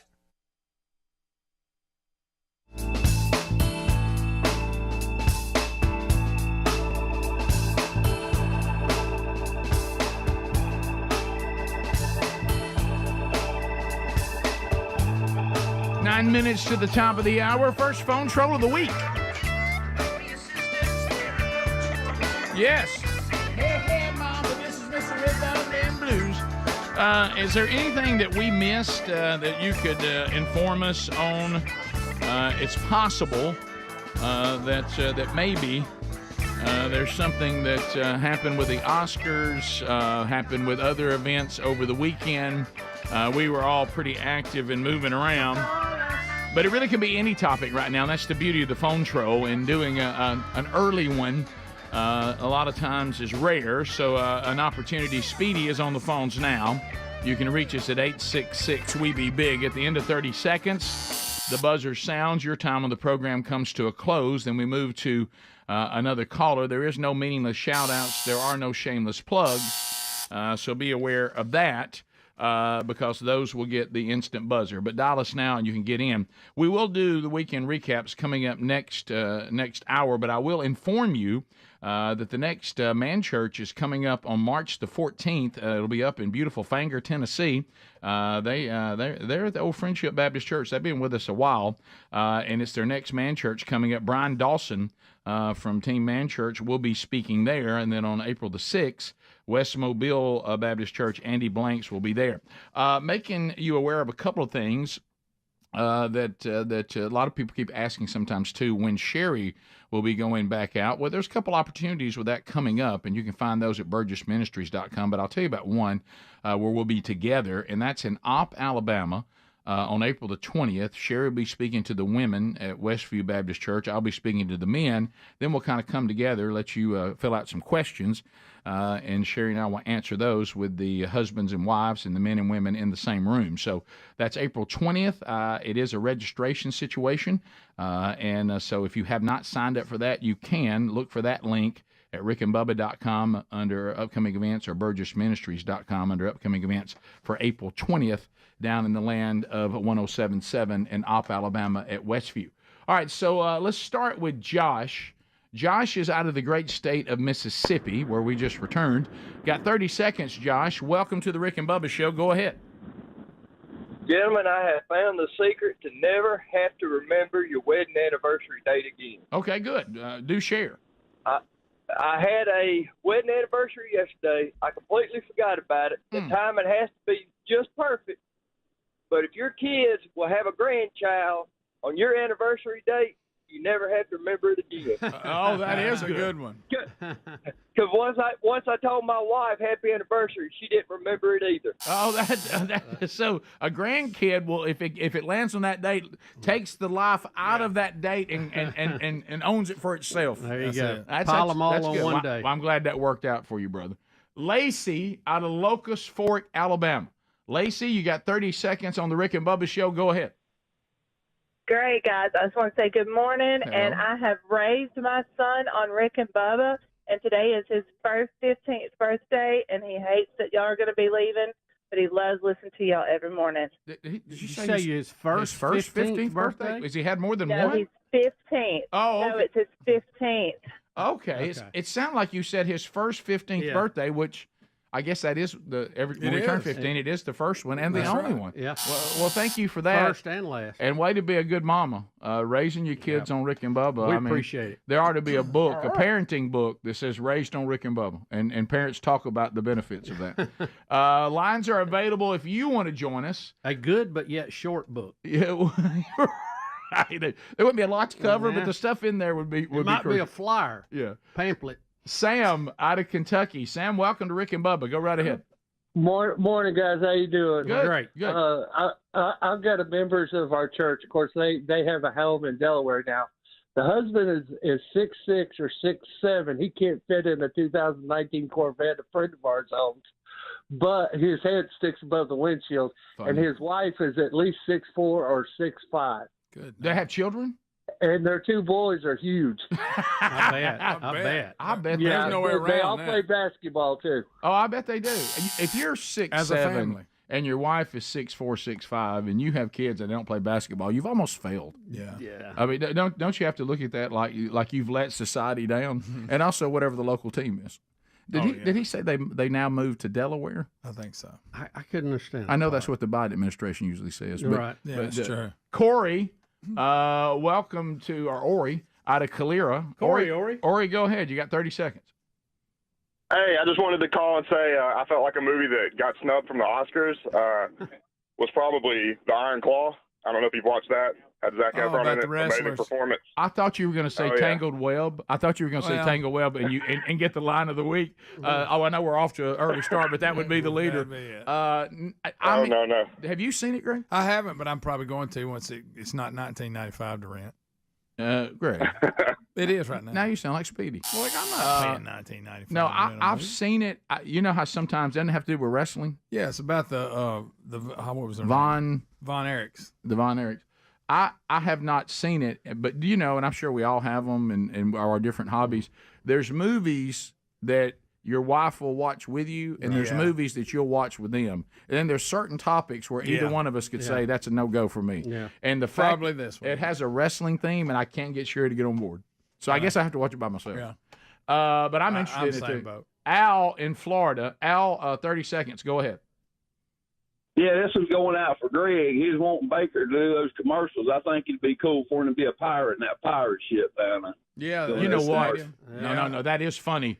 Take the same theme and have him live in the ship. Have him living in that and ship. do ship duties. Get out there, swab the deck, one patch on his eye. I think that would be fantastic. Well, he starts out he doesn't have a patch, but he accidentally hits something and he hurts his eye. Did we give him a bird? Does he have a parrot? The parrot's not out of the gate. I think the parrot shows what up. you were saying. Don't you think the parrot? Well, we couldn't do that too. Well, Greg, no, that's only the rival teams. And things keep happening to him. It's turning him into a pirate, like he hurts his leg and he has to get a wooden splint put on it. Don't we all agree he can't start a pirate? No, he has to transition to one, so to speak. Things keep happening that slowly turn him into a pirate. Right. He didn't mean to. He's but in the ship, though, from the very beginning. Yeah. He looks and he's become a pirate. Right. And at one time he's talking about that he needs to mop. Then once the pirate comes on, he's swabbing the deck. Right. Yeah. We're kind of right in the hole. He finds a sword and starts playing with it, and he's got a bandana on. I'm trying to figure out how to get the parrot in, but it comes in at some point. He just flies in and lands on his shoulder. He's like, hey, are you lost, little buddy? He just sees the ship and lands on it. Keith is in the great state of Georgia. Keith, go ahead. You got 30 seconds. How are you? Hey, Biggins, how are y'all this morning? We're doing great, buddy. Good. Well, great 30th anniversary this year. Speaking of anniversary, today is me and my wife, Leah. Our first anniversary is today. Your first one ever? First 15? First one, yes, sir. Well, 1, 2, happy anniversary, baby. I got you on my mind. We wish you guys many more. We come back, weekend recaps will start. We've got, Bubba's got a true. We got stories from the road. We got a lot to cover, and we'll do that over the next few segments. Weekend updates. It's top of the hour. Find out how you can get the Rick and Bubba show live and archived. All the options are at rickandbubba.com. Rick and Bubba, Rick and Bubba. With barking like a dog at a dare from Greg and Speedy. Yeah, I heard that. Came out after the kickoff hour and said, at least I'm not going crazy. Thought there was a dog barking in the house. So. She's kind of got an important job right now. She really does. Yeah, let her sleep. How's she doing? Really? She's really frustrated at me right now because y'all were talking about breakfast a minute ago. She has made about a pound of bacon for the kids, and I have been grazing on it since about, 5:30. Mm-hmm. And there's not much left. Yeah. So, well, I mean, look, does she know how early we start eating? Yeah. So, I mean, Bubba, come on. Can you see this? Yeah, you're kind of behind the mic, but I can see it. Can you see that bacon? Bubba, I know how you like. I know how you like sausage. Smell it. Here you go, Bubba. I know how you like the sausage. Mm-hmm. I cut one up for you. Oh, there it is. Boy, it looks good. Hey, Hams, let me ask you this. I'm a little, you know me, and how quirky I am. I'm a little apprehensive about my interview on Zoom today and on my computer. I may need a little help. Rick, if Greg Burgess can get it going, that's true. Get it going. That's so true. I'm going to take Rick on and try to help with this, Helmsy. Yeah. Well, and I want to give Greg credit. When we talked to do a test call, he had already downloaded. This will really be a test for you, Rick. Okay. The message I sent you this morning is basically the same exact message I sent Greg, and we did the test call. He had everything set up and ready to go. Does it help you at all that I did do a successful Zoom on my phone last night meeting at home? It does. Now, I was a little concerned at the question you asked me this morning, but wanting to know how to get it on your computer. Yeah, well, that's okay. I think the phone's cheating. That's kind of like making a phone call. Yeah, I agree. Let me tell you, Helms, what I've discovered. It's just go search it. If you just look at the App Store, now my computer hasn't been updated, and who knows when, my desktop. But if you just go to the App Store, the one I'm looking for really isn't there. So I'll just Google it, and then I'll find it. That's why. Yeah. Yeah, I tried to go to the App Store. That's what I did on my phone. I'm sorry. I was trying to learn all this. You know what I would like to do, and Helms, this might help. I would like for me to go in to your desktop. You talking to me? Yes. Okay. And then make sure you're good because you've got an account, right? You've signed in. And Bubba sends you an invite, and me pull it up on your desktop, play around with it, and join the show from in your office, so you know it's working. Just play around with it. I like that. Yeah, we might do that. Yeah, that way we know we're ready. Right. Because I've been given the invite from the folks at. You just have to click on that and go, baby. Really, is that right, Helms? I don't even have to do anything other than just click on the invite. I think it'd be better to go and actually download, get it on your computer. You could do it that way, but as Greg did earlier, go ahead and download it, get it on your computer, and that'll make things easier. Yeah, and we'll need it in the future anyway. Yeah. Okay, all right, I'll do that. All right, guys, we're doing top of the hour break. We'll be back. When we come back, we have to look at something that is very, very bizarre. Very bizarre. Listeners have picked up on it, and it does involve Chaz Bono. We have a history with Chaz Bono. Some listeners have noticed something, and it is concerning. Legitimately concerning. What's going on with this show and Chaz Bono? We'll be right back. Rick and Bubba, Rick and Bubba.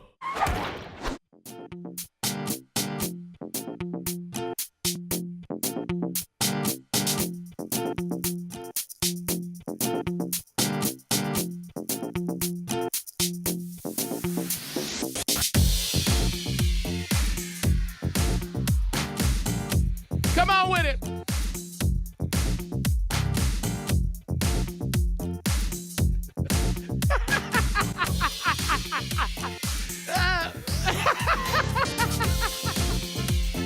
Until I heard the crowd say, come on with it. I want to hear somebody say, yeah. Don't you know that love, love, love. As we make our way back, it is hilarious. Update you on a couple of things that are going on. We've got everybody here today, but we've got everybody at various locations here at the Broadcast Plaza and Teleport. Those of us we've got just like we like it. It's Speedy, Stretch Armstrong, and yours truly. Bubba is at the Radio Free Bubba in his bunker. Greg is the pride of up there in Pleasant Valley, and of course we got Helmsy at home, and Adler's on hold if we need him. So welcome back, Bill Bubba Bussey from Radio Free Bubba. Hey, Bubs. All right, so let's honored and privileged, and quite frankly, we don't ever know what we're missing till we don't have it. That's for sure. If y'all want to laugh your heads off, you saw Speedy and I laughing coming out of the break, and those of you watching on YouTube saw that, and the others could hear it. There's a headline, and Bubba, what's funny is I'm watching you on Zoom. I see all the guys over here in the bullpen, and right over your heads on the TV is this headline: FBI issues warning about Zoom. Yeah. FBI warns that teleconferencing and online classrooms are being hijacked. Oh, this is good stuff. They're going to get if they hijack it. I know, but what's funny? Yeah, what are they going to get out of this? Nothing. A disappointment. Disappointment. Yeah. But what I'm saying is seeing that right over you, we just zoom it away right above your head. FBI issues a warning on zooming. Yeah. So save 60-day risk-free trial offer. You'll get a special 20% off any new Simply Safe system.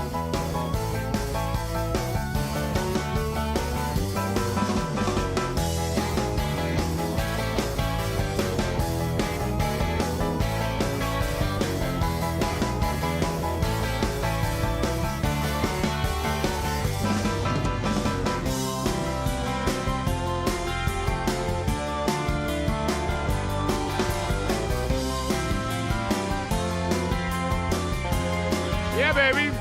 6 minutes past the hour. A brand new hour, and Speedy, Greg Burgess, Adler, all here. Welcome back, Bill Bubba Bussey. Rick, glad to be here. Thank all of you for being part of the Rick and Bubba experience for 3 decades. Yep. Wow. Wowzy. Wowza. Weekend updates. Let's start with True, a tornado recovery update. From the land of Bill Bubba Bussy, a tornado recovery update.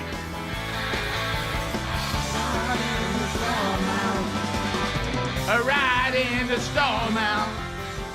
Bubba, was it a productive weekend? Rick, it was. We've had what I call all hands on deck. You know, it's like a 3-bell fire, trying to get everything done here and wrapped up. Our rental house will be over in March, and we got to be out. March. Well, yeah, but we need to be out a little ahead of that. And we've had so many friends, and literally too many to list, who've come and helped move stuff and have just been a real asset to doing this.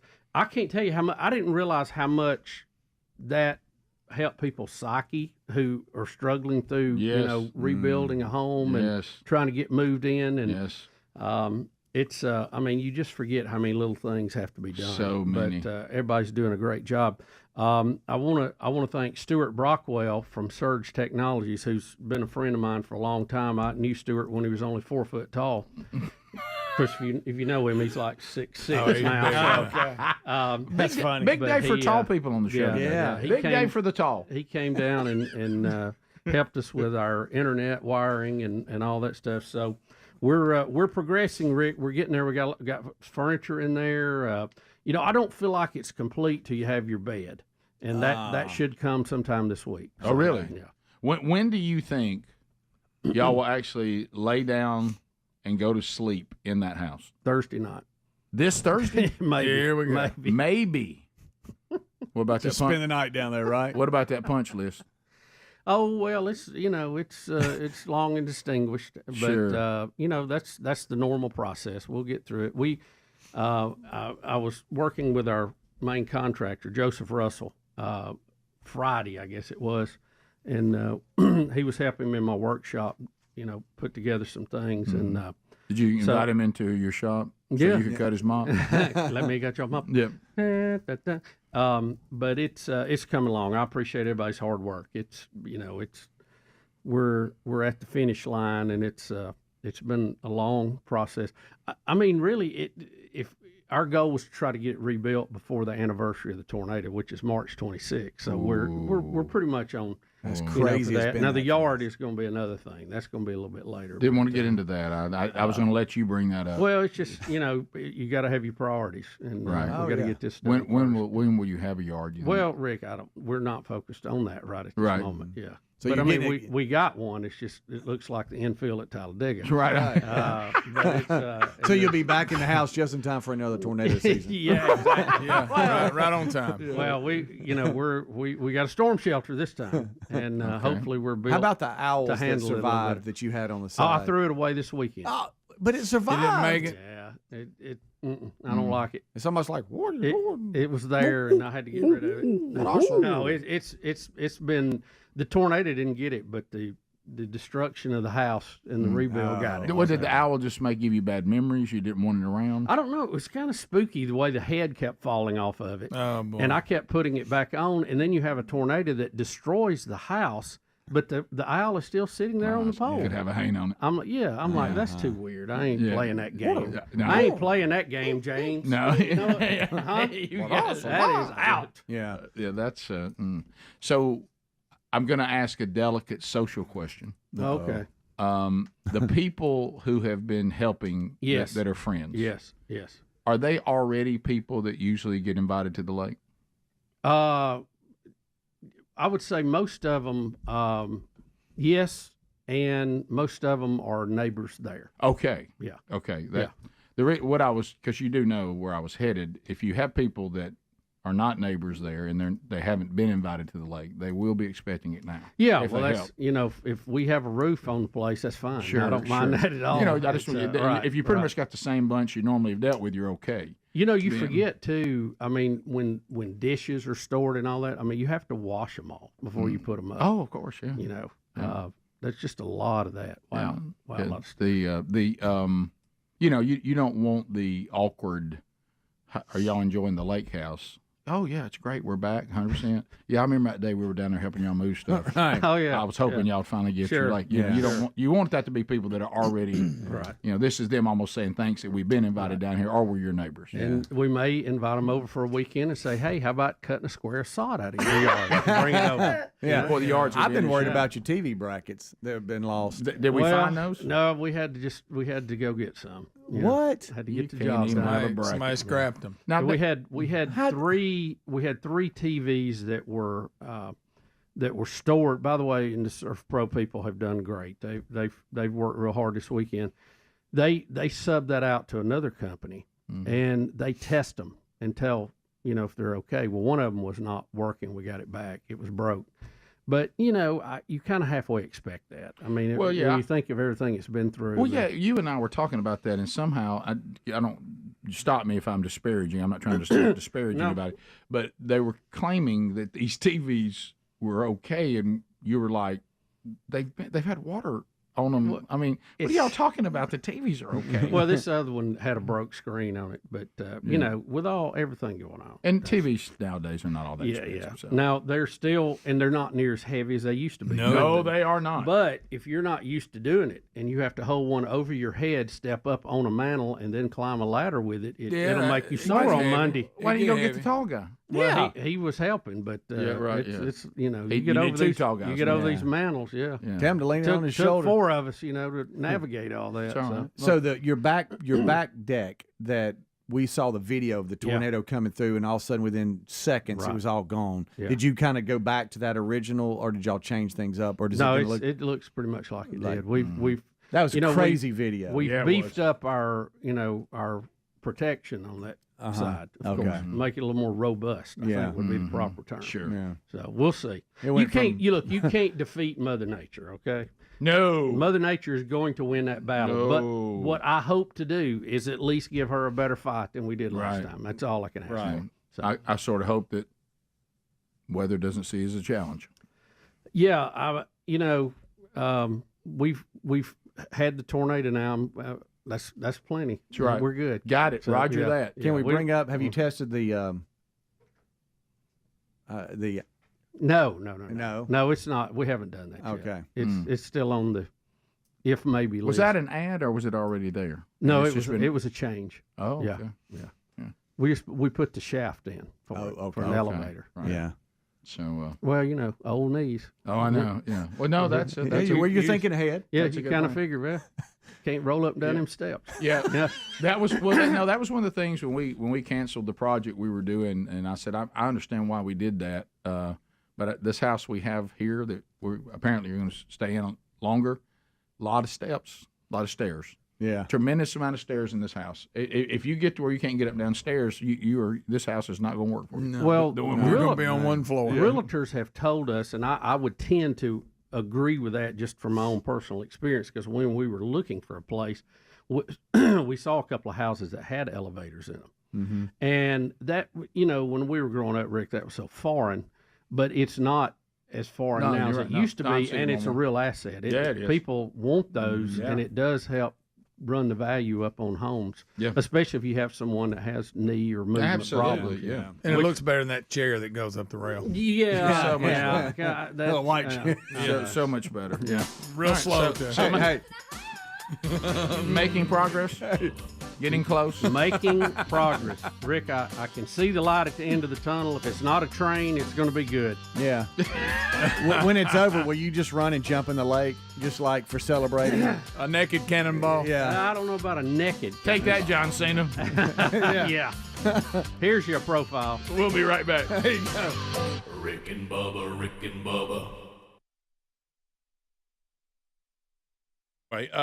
As we start this hour, a couple of things we hit on, themanchurch.com. If you go there, make any purchase whatsoever during this time, we got all kinds of resources that can help you. You'll get these stickers a lot of you have been asking about, and you can send us pictures of where you're putting those. A lot of guys have been putting on the hard hats, their computers, they're in their offices, or wherever you may be working. I'm out here on location. I'm still working. themanchurch.com. If you want one of those stickers with any purchase, you can get that. And those of you asking about this shirt, we have apparel there. We haven't talked about much, but we have that as well. And then today, 1:30, for those of you that may be looking for things as well, quarantineformen.com is doing 21 interviews in 21 days. For $1, you can have access to all those interviews, and I'm honored to be interviewed today, 1:30 Central Time. If you want to watch it live, it'll be archived soon after. All right, so, Bubba, this is going to be very uncomfortable for you and me, this relationship on and off we've had over the years with Chaz Bono. Chaz... Well, I think you probably need to clarify that. Yeah, well, when Chaz Bono decided she was going to be a man, okay, she was out there a pioneer of gender confusion. And as she was transitioning into what she, is saying is a man, we noticed that she looked an awful lot like you, Bubba. Do you remember that? Oh, yeah. How could I forget? Yeah, and I think it was Greg that brought that to our attention first. Yeah, sure. Thank you, Greg. All right, so that went on for a while. There's a lot of Chaz Bono moments. As a matter of fact, the good night look at that was a Chaz Bono moment. Well, yesterday I'm rolling through all the emails and stuff from everybody, because let's face it, I can no longer say I don't have time to go through my email. I do. I have plenty of time to stay updated on just about anything I want to be updated on. And so I started noticing a number of people that began to send me a current picture of Chaz Bono, and they're saying, has Chaz Bono now decided to do the full gamut of the Rick and Bubba experience? She's now transitioning into me. Have you seen this? Oh, yeah, I saw the picture. I saw it on YouTube right then when they put it Greg, up. have you seen this? No, I have not. Evidently, he's got a thick beard if he looks like you. Well, I don't. Yeah, I mean, for it's the fact that this is a biological woman, this beard that Chaz is pulling off, and we're going to try to get you a picture of it. Hams, have you seen it? I just turned to my left and looked on YouTube. That's muted here at the house, and I saw it. Wow. Yeah, I mean, what's Chaz Bono's obsession? Is her desire to be a man something accommodation between Rick and Bubba? Chaz ain't shirtless again like the last time I had it. No, Greg, we're not to that point. I just sent it to the group. Yeah. Greg. Look, when I first went to it, I thought, come on. I got to tell you, it was troubling. And it caused me to examine myself a little bit and see if I need to make some adjustments. Well, if I'm gonna do all that work and make all that big a change, I think I would go with maybe a different look than Rick and Bubba. Yeah, it goes back to the time that our identities have been captured. Yeah, and that time that was it mine or you? I can't remember. Had been captured on some dating service. And I said, look, if you're going to fake an identity, shoot higher than Rick and Bubba. I mean, for real. I mean, if you're going to pretend that you can shoot for a higher goal than us. There's a lot more steps going up the ladder. Are we just where you're at with us? Yeah, okay. Are we just easily achievable? Is that the problem? I think that might be it. Think about all the surgery involved. I mean, you've got a major transition here. I mean, we can do better than that, can't we? Greg, you got it? That's amazing. I know. I mean, I'll say this: if Chaz wanted to be a man, I think Chaz has pulled it off. But Greg, don't do that. I mean, but it's what's funny? You take a blood test and check it; it's still going to come back female. Well, there it is. Well, one day somebody sent us a picture of Chaz. Thanks, Coach. And suddenly you look and she's shaved her head. She shaved her head. Now trying to add Speedy to the mix. Okay. I mean, what's next? Then she gets kind of a bad attitude and dogs people. You're just kind of like, well, here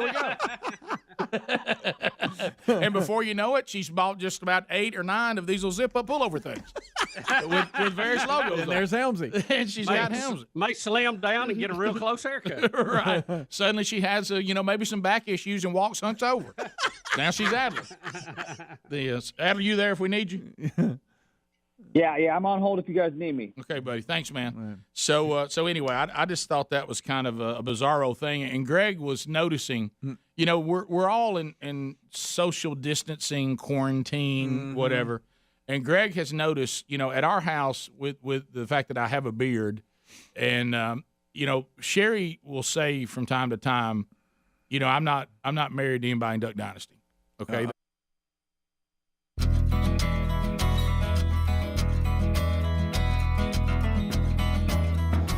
We're back. Thanks for being with us on today's edition of the Rick and Bubba Show on a brand new day, on a brand new week. All right, so stories from the road will begin now. We're hitting the weekend stories, and we got a tornado recovery update. Now we go to the road. So on Friday, post-show, Greg and I, and also were supposed to ride with us. We were supposed to go out to Lift Kit. We were headed to Starkville, Mississippi for the Man Church Conference 2. We had one a few weeks ago in mid-February in Birmingham, and this was the second conference in Starkville, Mississippi at the historic Bettersworth Theater, and we were headed to Starkville. It was driving rain. We were we were worried about that. Mississippi State was playing baseball.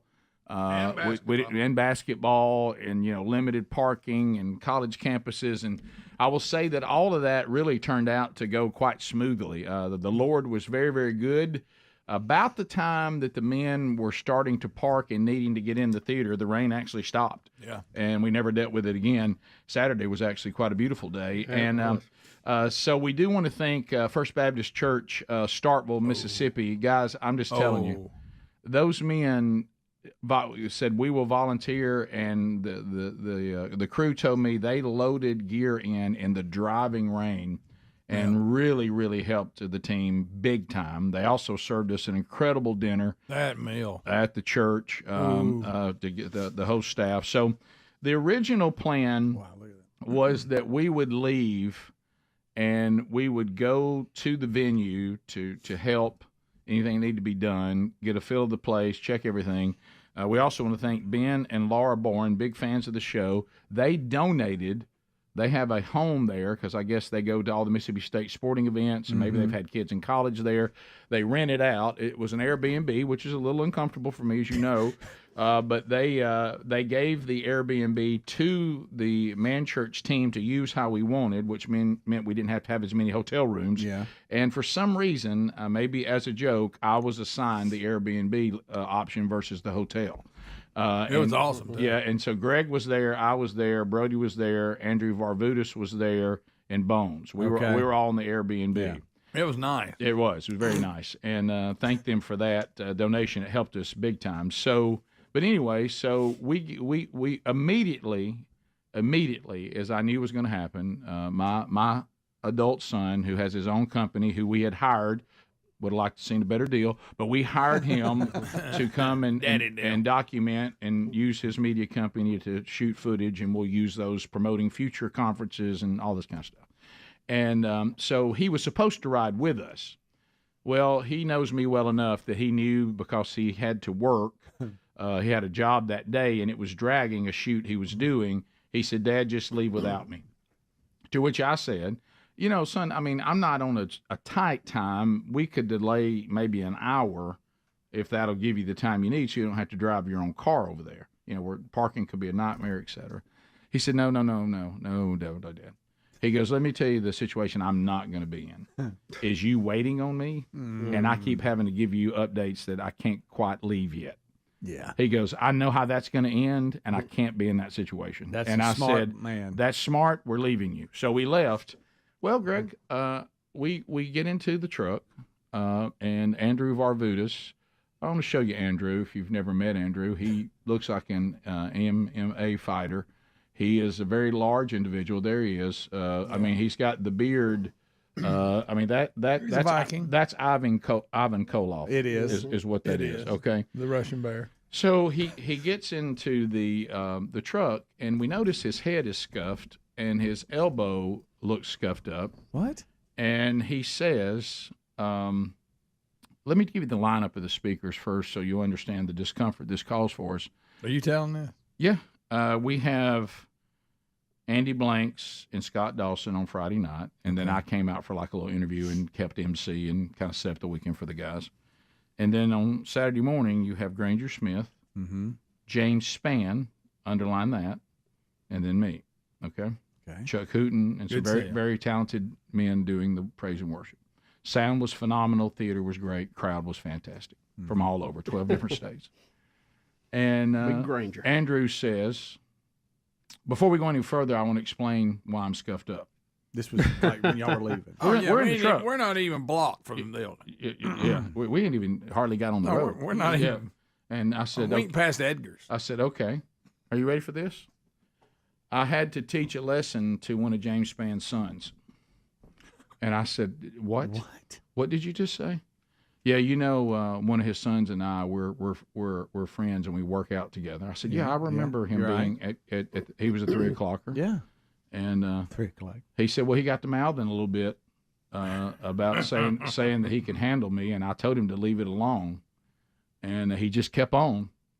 And he said, I think the thing that Greg and I will never forget is when he said that Spann's son kept trash talking him in a fun way, and it escalated. Okay. Well, Ricky was mad at himself. And Andrew said, I'm kind of mad at myself because I thought I had gotten beyond losing control like this.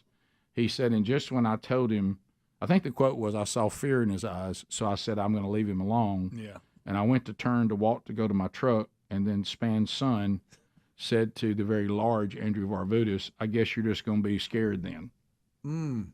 He said the next thing I knew, and I'll never forget this phrase, I was in a full sprint. Do you remember that term? Yep. Straight to a double leg takedown. A full sprint to a double leg takedown. And he said, and I did not stop till Spann's son was begging for mercy and tapped out. I said, well, that's going to make the conference awkward. His head skin up. Yes. Was this in the park? So it was in the parking lot, not in the grassy area. You have members of Man Church that are fighting in the parking lot. Well, not direct, but sons. Families. Yeah. And I said, Andrew, you do know James is speaking at the conference. He goes, well, this will probably be awkward. And I said, well, I bet it will. He said, well, the son had it coming. And I said, well, but I am mad at myself that I let this happen. When he said, I said, well, I'm joining that anger. I'm joining that anger. Full sprint from his truck. Long legs. I picture him just. Well, digging. It happened on artificial turf, which is why everybody was scuffed up. But yes, you're right that Varvutis was walking to his truck in the parking lot, and then gets to and he had one young man. I think Spann's son is in his late 20s, mid to late 20s, and Varvutis is in his 40s. So I guess the challenge was, I bet you can't tap me out or something. It started with that if we went rolling, like he said that Spann's son is also into all this stuff that Adler's into. Yeah, the jiu-jitsu. And that he started saying that he could handle Varvutis, which Varvutis disagreed with. and then he said he kept on doing it when I asked him to stop. Now Varvutis, it can't be true. He said he warned him 5 times. No. And so I thought, well, this weekend is off to a great start. Right. I mean, you didn't expect that, did you? No, I didn't. I said, so did you hurt Spann's son? He said, well, he's probably scuffed up like I am. And I said, but is he okay? He said, well, he learned a lesson. I said, no, I got all that. But now they're friends, right? Yeah. Sort of. Yeah. Did they walk to the trucks together? I'm glad we got that out of the way. I said, is it possible that Spann's going to say something to you? He said, well, I'm sure his son mentioned it. And I said, well, we're not off to the right start. Rick and Bubba.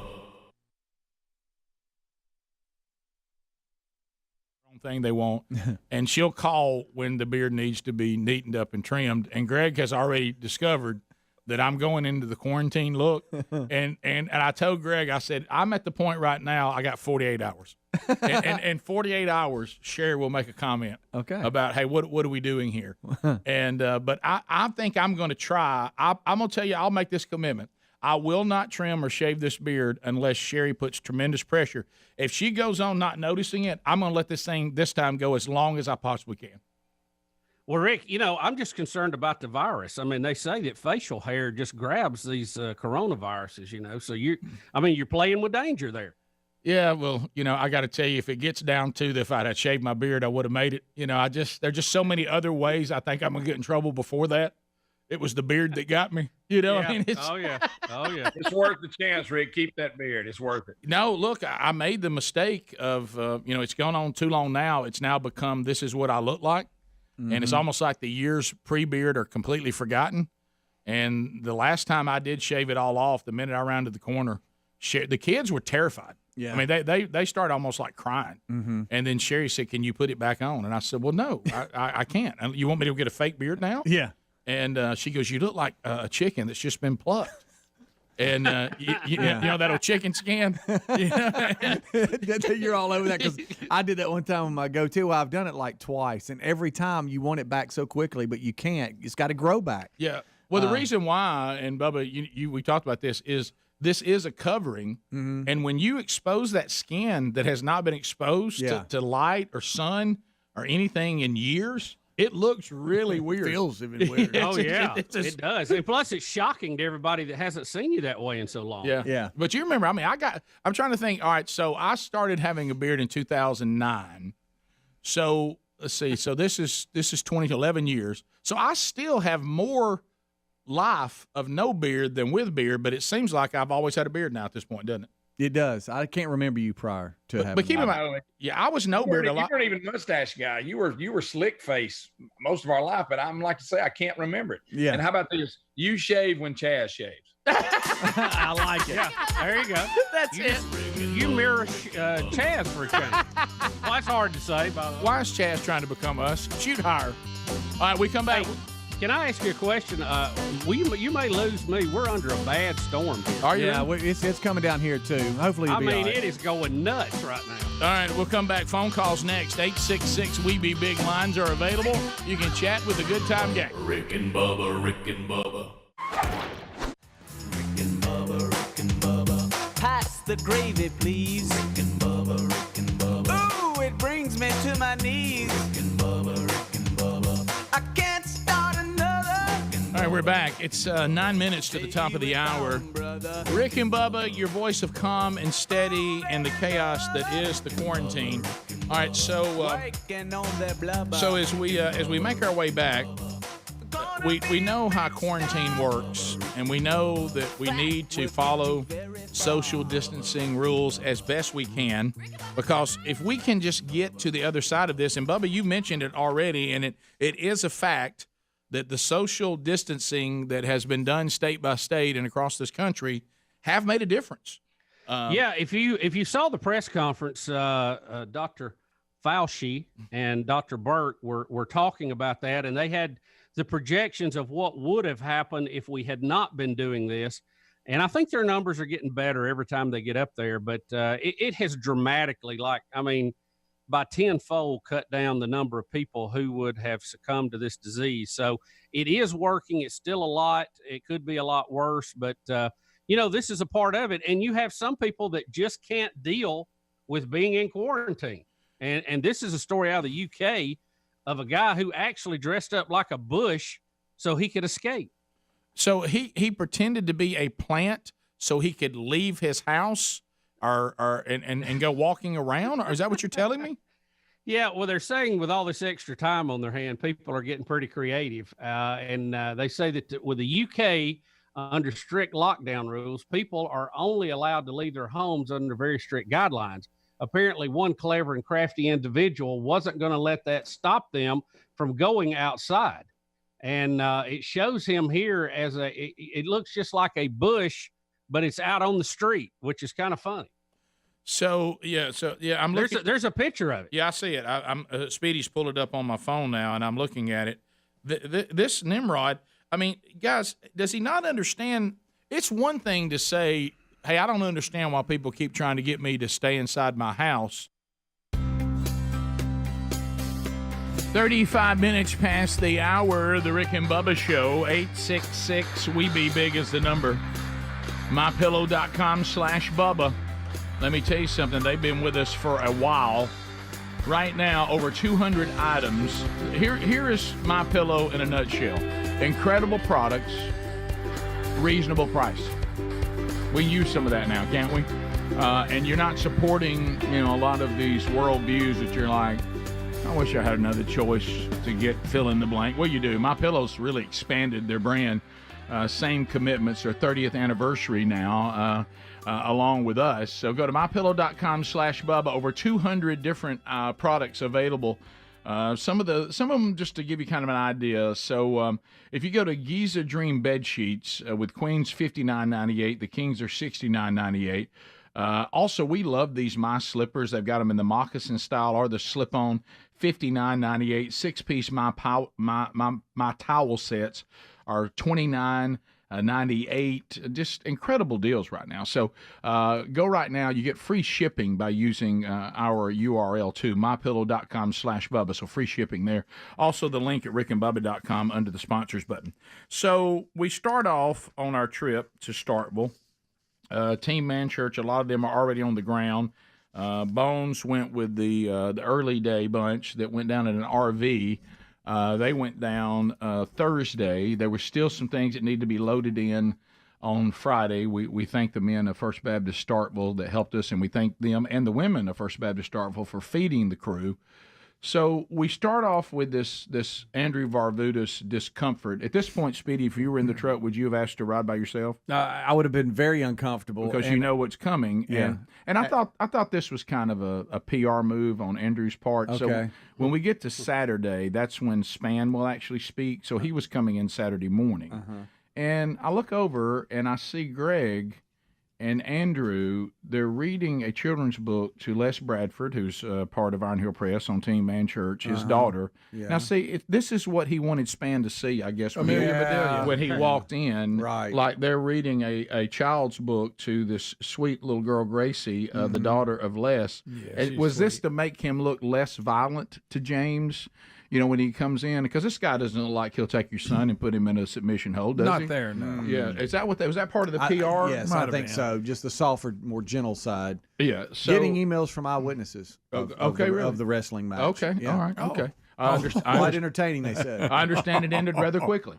But anyway, so now we're driving. I will say this for Andrew. I will say this for Greg, and I will say this for Bones, who eventually joined us in the vehicle for other things around Starkville. I want to thank them for making me, not miss Sherry so much, because riding with them and them telling me how to drive, it was like she was with me. Well, you were having trouble. I mean, it is, boy, you talk about the peanut gallery. Really? Well, this one here in the GPS. Can I just follow Waze the way I want to? Why does everybody got to chime? Look, I don't like roundabouts. Never have. Oh, tore up about the roundabout. Don't like which them. I'm a fan of them. Don't like them. Right. Don't like them. You get nervous? I just don't like them. I don't understand them completely. He you know what had I a said? screen. I'm not European trash. I'm an American. Listen, he had a screen in his vehicle that was showing him the way to go, but he wouldn't look at it. He would listen to his waves or whatever it's called. That's what I like to do. And I'm going, it's showing you where to turn. There's a blue line. Follow the blue line. If everybody would like to drive, they can. But if I'm driving, I want to do it the way I drive. So you won't watch the blue line? No. I don't like that because you don't know about that blue line. So anyway, that's why we kept running by the turn. Only twice did we run by the turn. At least because 3 times. What kind of yapping are you hearing, Rick? This whole time? Everybody wants to drive. Yeah, I would not let Bones drive because he drives like a senior citizen. So anyway, I said no. We'd like to actually take the 10-minute ride and not turn it into 40. So anyway, he refused to look at the screen. That's something I'm not accustomed to. So anyway, I was going, there it is. So we get there to the venue, and we go in and we kind of see where everything is, and we look around. Right. Rick missed the turn. So no, but anyway, and parking, was a premium. So we kind of, that's the theater. What a great room! It's a beautiful, beautiful theater. Oh yeah. And so, now, keep in mind you're in Big Lift this entire time. Yes, the entire time. Yeah. Big, huge truck, y'all. But I'm in Starkville, so I'm not the only lift kit. No, okay. You're not. So he was too high; he couldn't reach the keypad to type in for the gate to come up because his truck was too tall. Had to lean out. Raining too. Picture me leaning out in the rain, it was trying to raining push the good at that keypad. point. Eventually, somebody came to the other side, and both of them raised up, and we just went through. Oh. So big mistake after we go and eat, and Brody finally joins us. So we get over and park, because everybody wants to tell me where to park to. Don't miss that. Okay. That's a perfect spot for the truck. I said, was. Let me get us closer. Then Greg claimed that when I parked, he couldn't get out. Now you're too close to this other car.